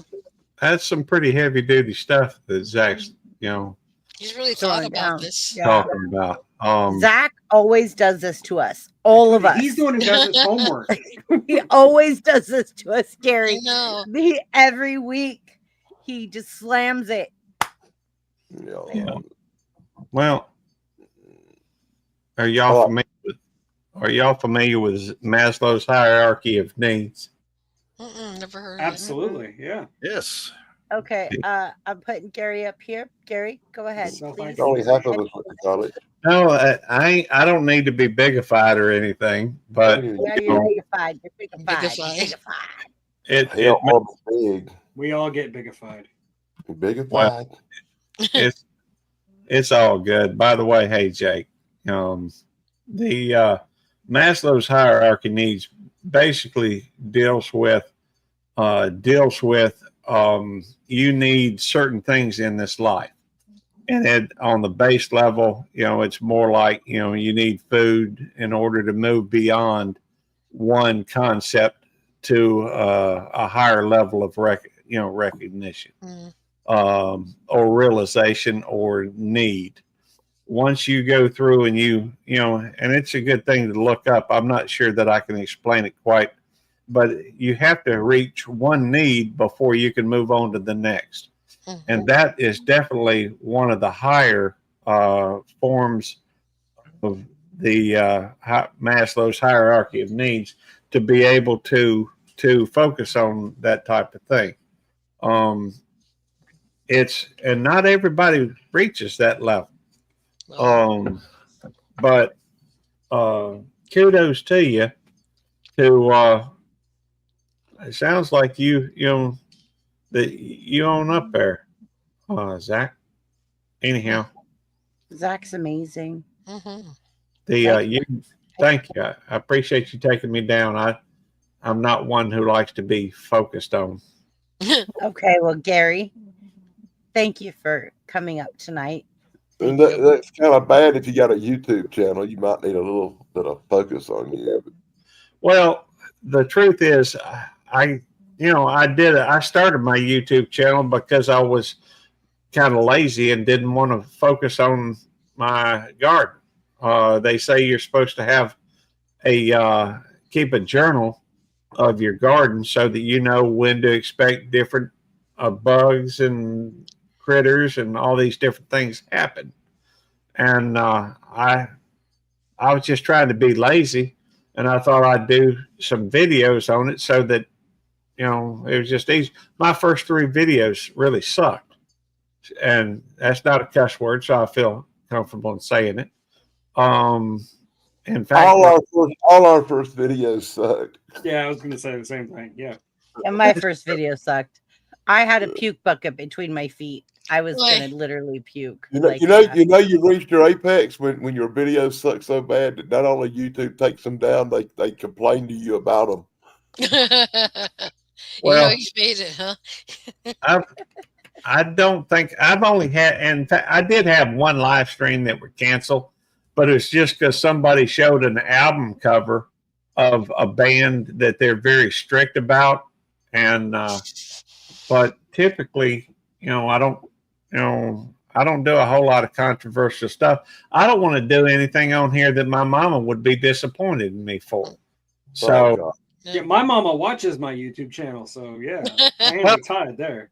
my mama does too. From time to time, she'll come into the live stream. So I get what you're saying. How old are you again, dude? I'm 60 years old. I'm 60 years old too. Well, I'll be 60 in November. Well, I turned 60 in last December. My parents are both with us. I've led a blessed life. I still have both of my parents with me. My father just turned 83 recently, and my mom is 82. Congratulations. Thank you. My parents passed away. They were way older. Well, I'm sorry to hear that. Yeah. We've only lost one member of my immediate family, and that's my baby brother, and he died of a drug overdose. I'm so sorry. I lost my older brother too. I know how you feel. But it was a very sad situation. But YouTube for me is more about the social aspect than anything else. I do have one monetized channel.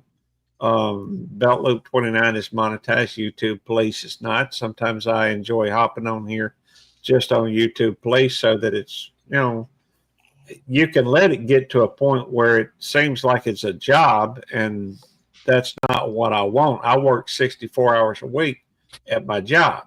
And so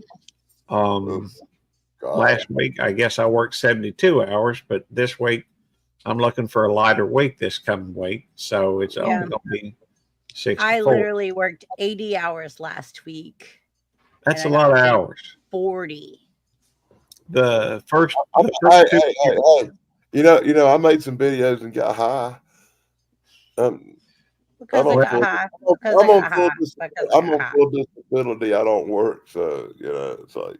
Hey, Gary, work. Thank you for everything that you do. I know your job.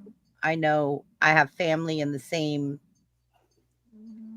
work that you do, and I hear them talk about it. So thank you so much for everything you do every day in your job. It means a lot. And a lot of us do appreciate that. We do. Well, thank you. To me, I guess some people may not know it, and I don't mind. I'm not ashamed of it.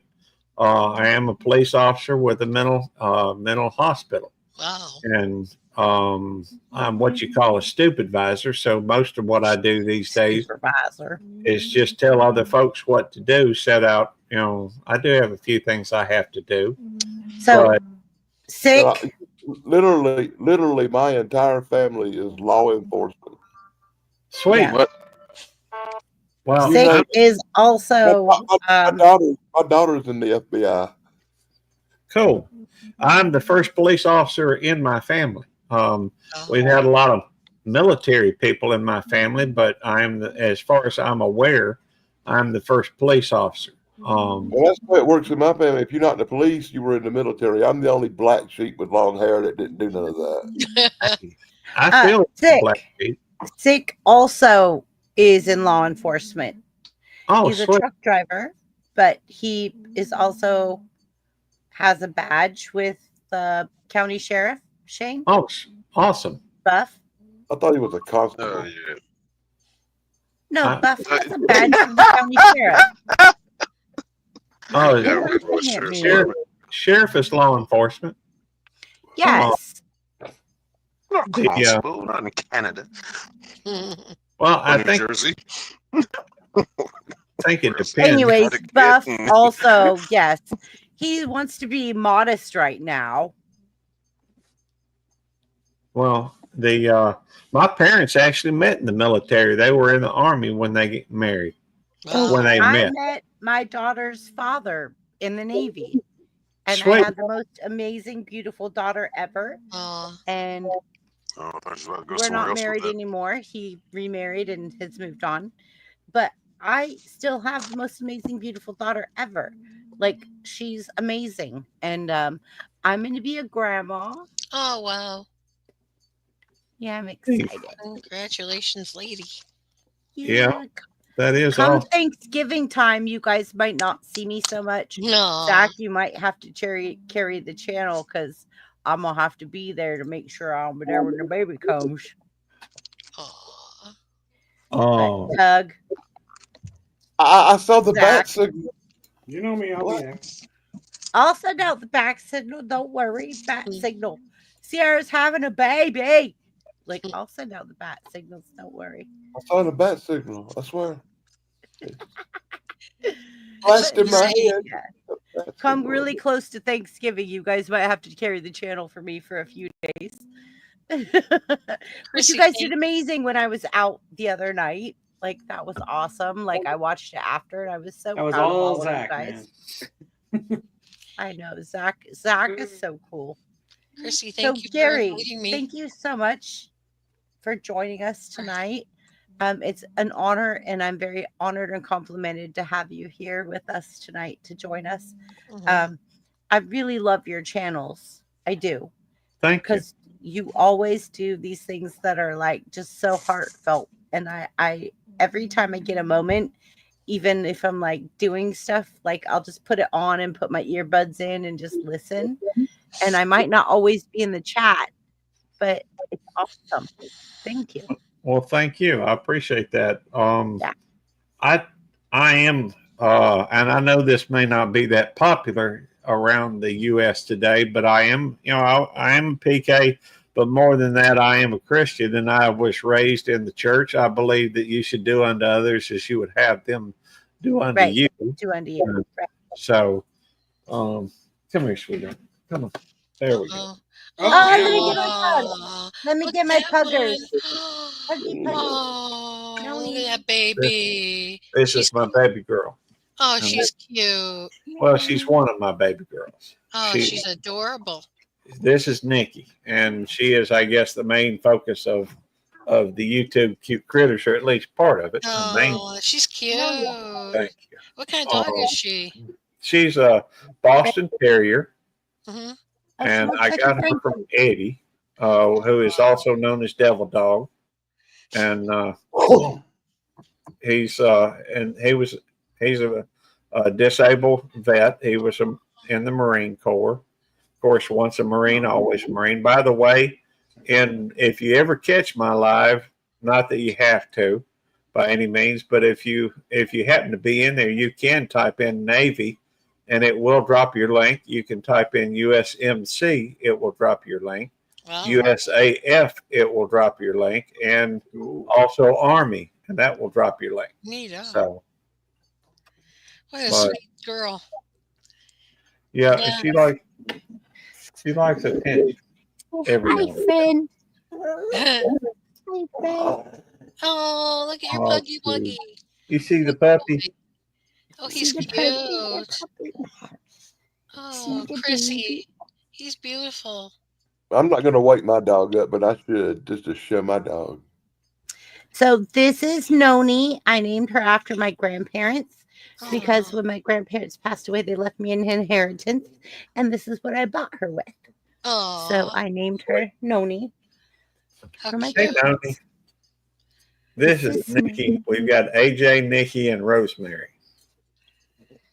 I've only got one now. I used to have a Max, but he passed away, and I have a Chloe, and she's still going strong. What kind of dogs? Well, Max was I want to say a pug mix, and Chloe is a Chihuahua. Oh, my parents have a Chihuahua named Hello, Precious. Mommy. Oh, You see yourself? how cute! You're on YouTube. My You're mom has on a Look at your YouTube, puggy Noni. wuggy. My dog, hey, My dog has her own channel called My Cool Dog, and she's got over 2,000 subscribers. Wow. My dog's popular. Yeah, she comments on my videos sometimes. Yeah, she barks a lot. Yeah, I have a blobfish. Well, Noni, say hi. You get 1 million subscribers if you taught that fish to talk and put it up in the Yeah, I know, color. like do the hecklefish thing. Yeah. That'd be funny. Talking fish. well, I just put in Caldy's. You know, that's Nikki on the picture. Oh, But I've got like 5 channels, and I think that channel. Well, how many? I don't even know how many subscribers that particular channel has. You okay? I You okay? guess she cute. that's 24. It's 9 channels. It's 9. I have a subscribers. German Shepherd, Australian Kelpie mix. Wow, Oh, cool. Zach, that's cool. I guess that channel has 9 subscribers short of 2,500. Wow. But at one time, I had the idea of trying to get monetized on that channel, and I was averaging 1,700 views per short. So I got to doing the math, and figured if you did X amount of shorts every day, you could actually get monetized in about little under 3 months. So I started loading up 1 short an hour for every 24 hours every day, and I guess first day I got about 35,000 views, but it started dropping down pretty quickly after that. And so I loaded up. I did that for a few weeks, and then ended up. I saw a lot of diminishing returns. So I just quit scheduling. So now I've got over 300 shorts on there Cool. that have not been made public, and I'm starting to go back and just publish one every now and again, 1 or 2 a day, and it's starting to get a few views again, but they're few and far between. Mm. Like, I thought my puzzles were doing really well, right? And then one day I got something that happened that was crazy at work, and I wasn't able to post any more puzzles. Yeah. And so the only puzzle that I posted was the one from like 3 a.m. that I had posted the night before. Mm. And since I got to work at 9 a.m. and everything was chaotic and hectic, I wasn't able to post another one. And I was like, I gotta post my puzzles. I went back and looked, and it had like 53,000 freaking views. Wow. And I was like, okay, we're only doing 1 puzzle a day now. And my numbers have stayed up. That's My cool. numbers Well, have stayed let me up. but ask I'm you- like, Let me ask you this, Triple B. How many views were you getting before that one took off? 250,000 every 48 hours. And Okay. after that one, it's went up into the 600. It stays between 500,000 and 600,000. Wow. Okay. Like let me bring up hold on. I'll share with you guys like real fast. Like Okay. present, share screen. Let me find. It would be interesting to sit Here. down and talk analytics There you with go. you. Oh, I'm at 700 right now. Wow. There you go. Wow. Like I'm literally sharing with you guys right now my numbers. That's so cool. That is cool. Yeah. Mhm. So I'm at 700 something, right? So like I'm very open. Like you guys want to see, I'll show you anytime any of my numbers. That's cool. But yeah, it's exciting when I sign in. Like one day I signed in and I was very shocked to see 980,000. I'm like, oh, I might hit 1 million. No, it didn't. It never did. It just went to 982 and then went back down. And I was like, Oh, but that was really cool. It was really close. Hmm. Like I was watching it. I was like, ah. Chrissy, thank you for inviting me to your show again today. You're part of this panel. Yeah, Oh, you're here okay. every You week. come every Saturday. Oh, thank you. I will be here.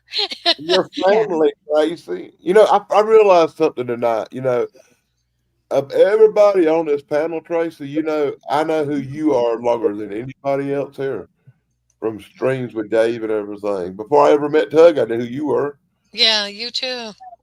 Yeah. Danny trusts you. I trust you. You know, I've Tug known Tracy. trusts I know you, who Tracy I was trust you. literally years and years. I'm Tracy, because of my experiences in my year and a half that I've been on YouTube and people that play to be my friend, I'm very leery. But Yeah, when no. Danny and Tug tell me that you're a good person, please come back every Saturday. Oh, thank you. Please. Tracy said She needs more female support. No, I Hey, like Tracy. Yes, Hey. yes. I'm teasing Yeah, you. yeah, I yeah, like yeah. Tracy. Tracy is such a good person. When she's around, I get the urge to behave more. Aw, You have to watch Danny. my mouth. I can't make too many perverted comments. No, but I like your snarky ones. Those are really funny, and you're so dry. Yeah. You've got a He dry is. sense of humor, and it reminds me Right. of the English. You know, they have a dry sense of humor too. I love it when you said about that ZZ. Well, actually, when I I was can in let it England, go. sadly, when I was in England, the English people did not enjoy my sense of humor one little bit. Bummer. As a matter of fact, they asked me not to come back. Oh God.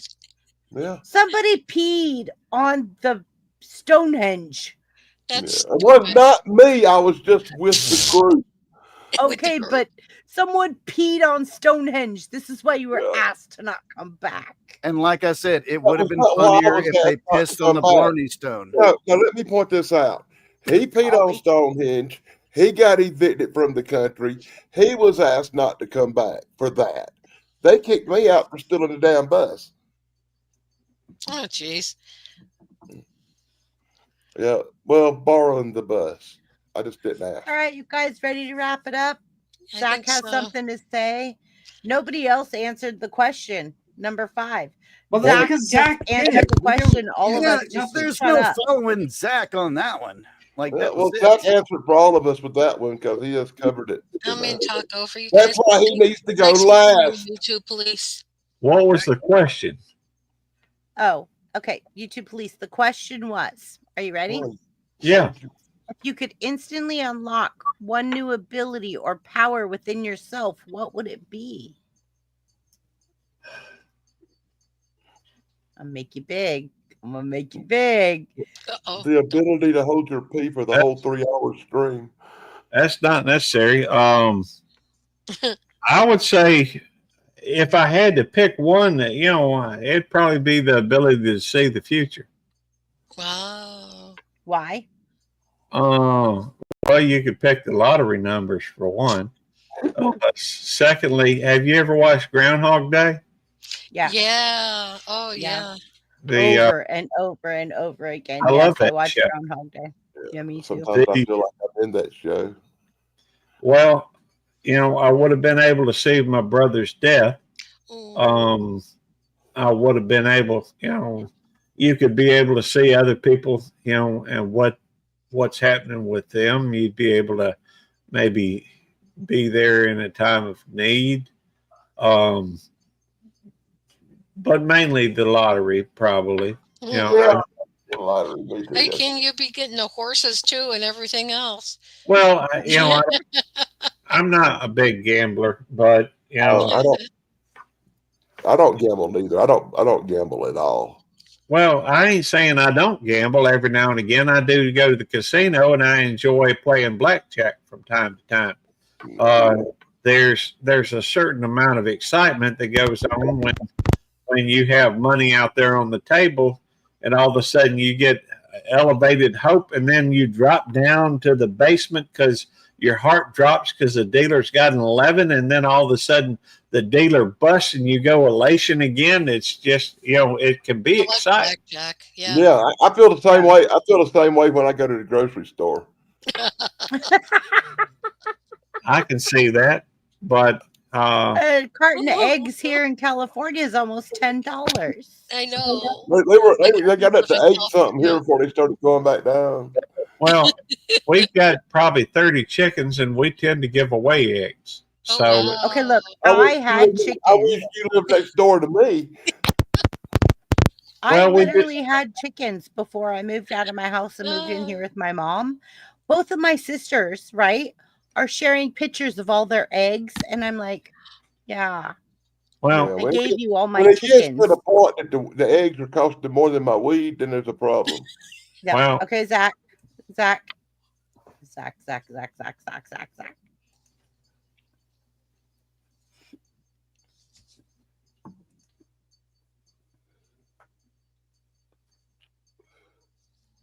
By the way, Caldy, Dad is considering getting Starlink. The internet was super slow last night and today it was down 5.5 hours. Mm. So now you guys sit there and explain to Yep. us what Starlink is. So what is Starlink?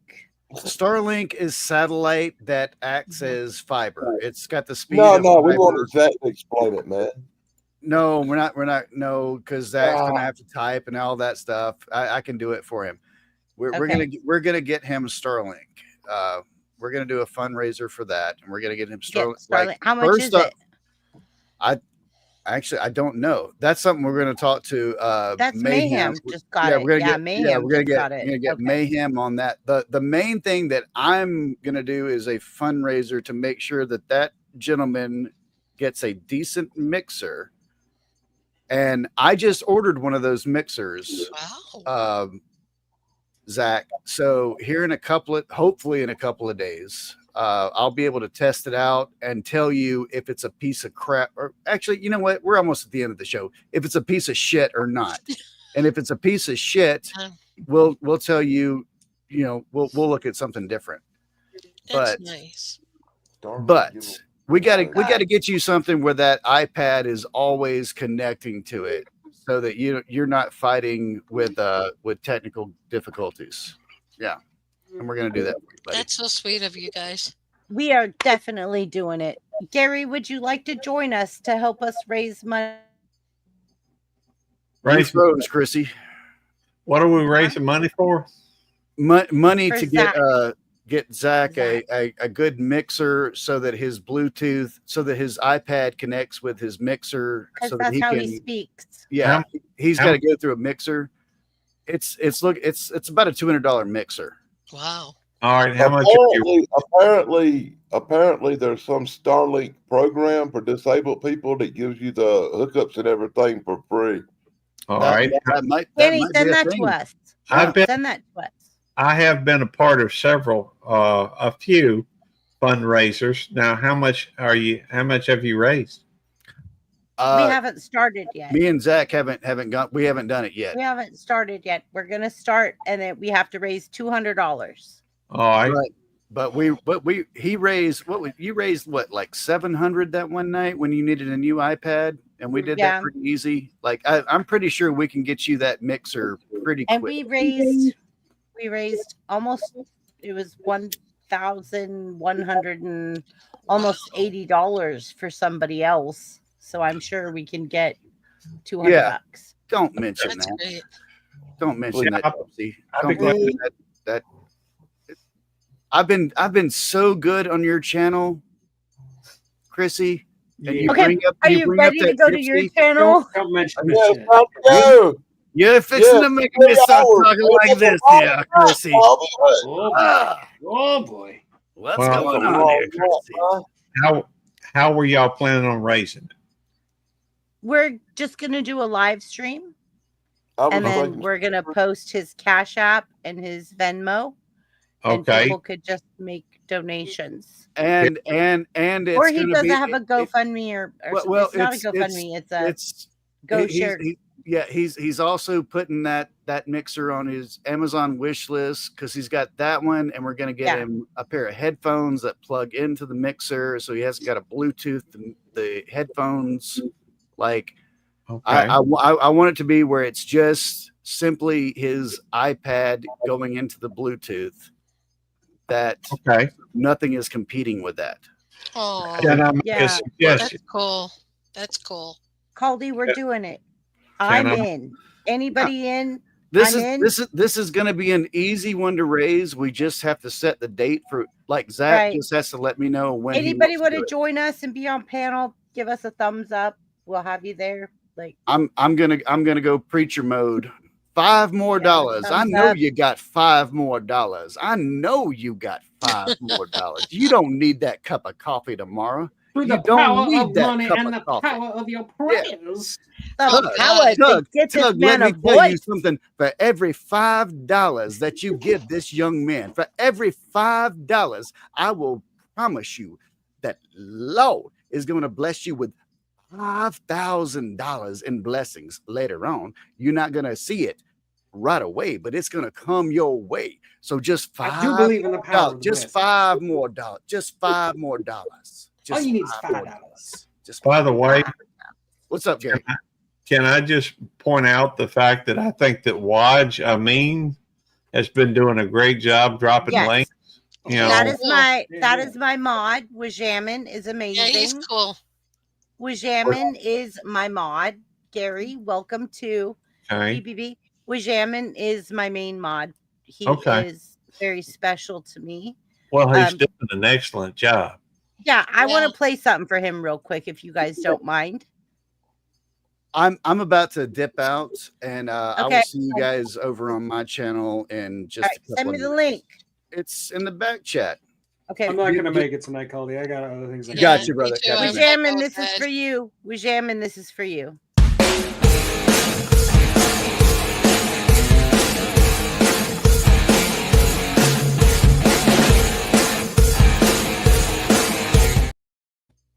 Cool. That Well- was nice. Thank you, Well- Wajamin. Well, Jammin, let me invite you to come over if you ever get a chance. You're welcome to mod for me as well. Hey, you gotta Wajamin! you got to recognize talent.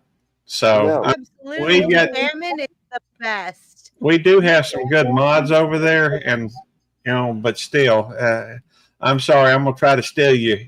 No, I'm just I playing. have like Hey, one. hey, what's I have that? What one, jamming? and it's What jamming? Wajamin. Here's the secret of who trained you to be a mod on this. Who did that? Who was Dirty your Straighten. master? Dirty Who Straighten. was your master? What jamming? We want to Dirty know. Straighten. Dirty Staten. Danny Staten I is didn't also say a that. very I asked good who it mod. was. I just asked who his master mod was. He taught him.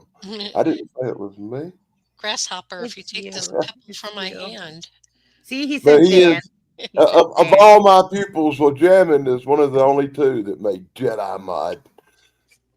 Wajamin is so special to me.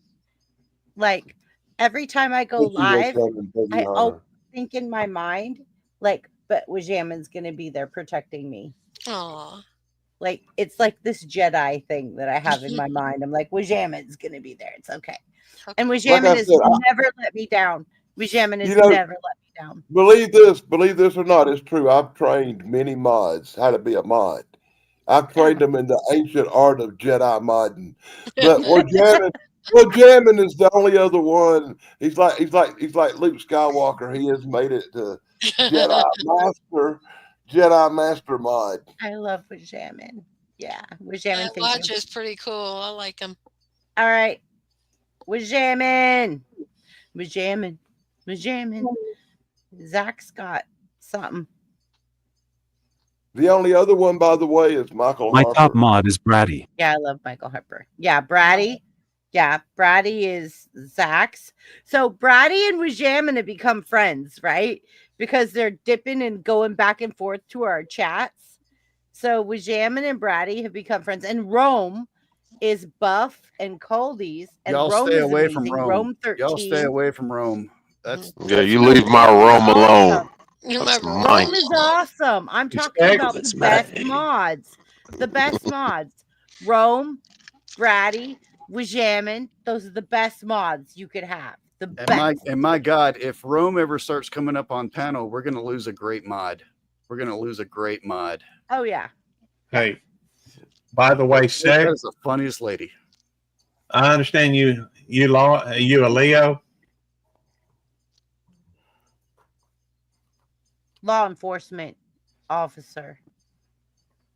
No? Yes. Yes. Who's he talking to? You I'm have a talking to you. badge.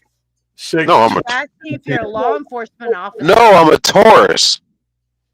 No. Leo is a law A law enforcement. enforcement officer. Oh, no.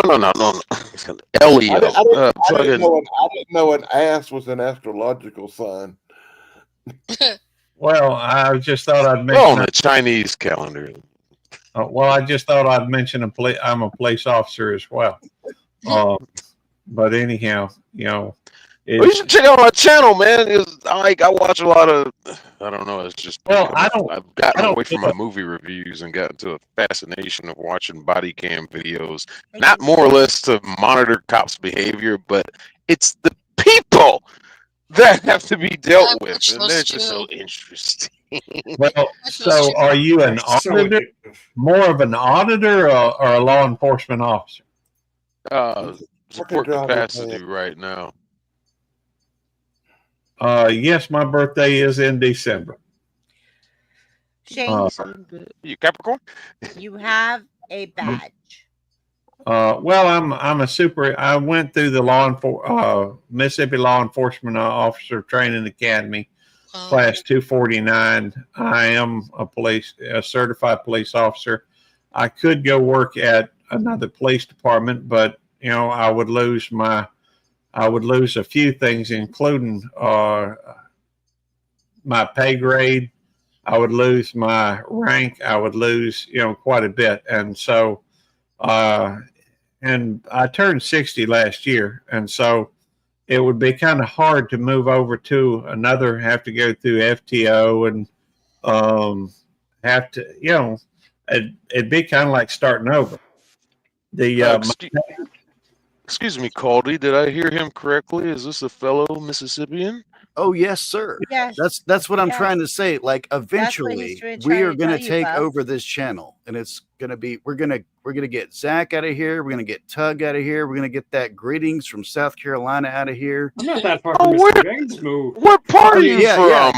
yeah. I'm from the Delta. Are Up you? there in Clarksville, Tunica area. Cool. I work over here in Rankin County. Oh, okay. That's so Yeah, cool. we're- got three But of yeah, us in here. I went through Malota back in 2015, and so I'm certified. I'm what you call a stupid advisor. Anyhow, in fact, I was just over at Malota the other day. We had to go through and do. We had to go to the range and qualify. I shot a 97.6. Which I even did a video on it. It's on one of my channels. I think it was on YouTube Police. But Jake says he's in Waynesboro. very cool. My buddy Vaughn, who has a channel, Vaughn Homestead, VAUGHN Homestead. He shot 100. He's done that the last 3 times we've gone qualified. Wow. Show off. Well, it wasn't me. I know, not you. Him. YouTube police. YouTube police. What is your first name? What do we call you? You can call me Gary. Gary? Yeah. Okay, I just wondered. But Yeah, the you- name that you know- BB you know me, by calling the him, way. you know. You know me. You know me probably I've as been Danny calling him Clayton. Gary all night. Yeah. I know, right? You can. My actual name is Gareth, but everybody just calls me Gary. Has been since I was a child. People call me Chrissy. My Okay. full name is Christina. Okay. But Yeah, people the call only me Nick. people that call me Christina is my attorney and my doctor. Otherwise, I'm Chrissy. Well, I'll try and remember. I'm bad with names. Chrissy. I know, and I appreciate it. And it's like Three's Company. Chrissy, the blonde. I'll have to remember that. 'Cause I used to watch that. Come and knock on our door. Oh, Come and God. knock on our door. We've been waiting for Except you. that is new. Except that is new. Where this is our his and hers. Three's Company too, or something like that. Three's Company too. But Come and knock I on take a our door. torvastatin, and for some reason, that really messes with my short-term memory. All right.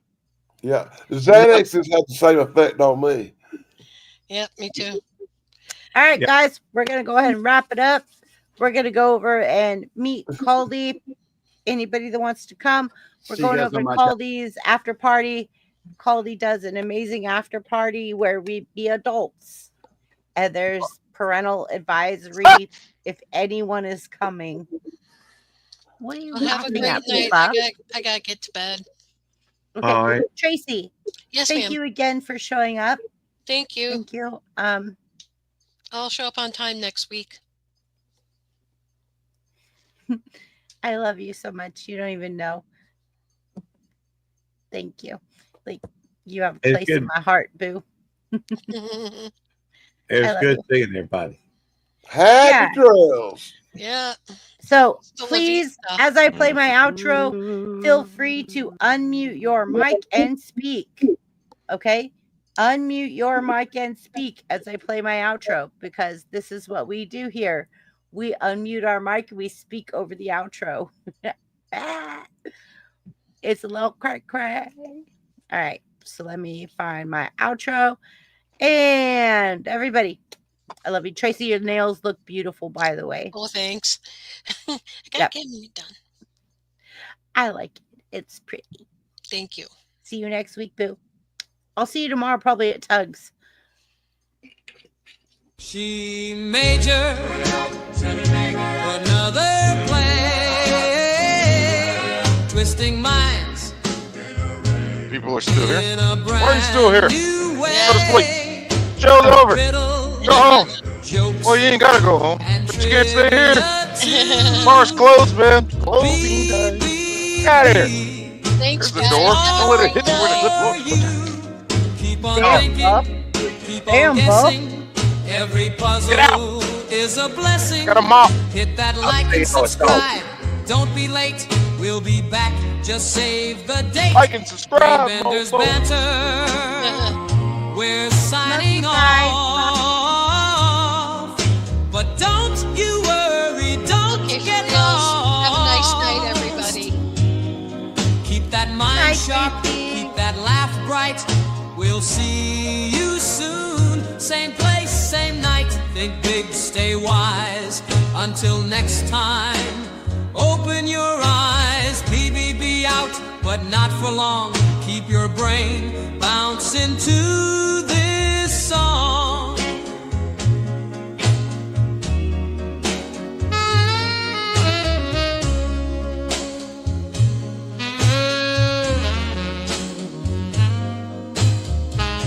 Happy trails. Be sure to like, subscribe, and ring that stupid little bell. We only got 2 likes.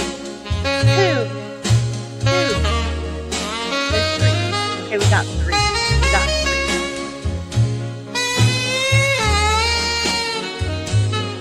Keep on thinking, keep on guessing.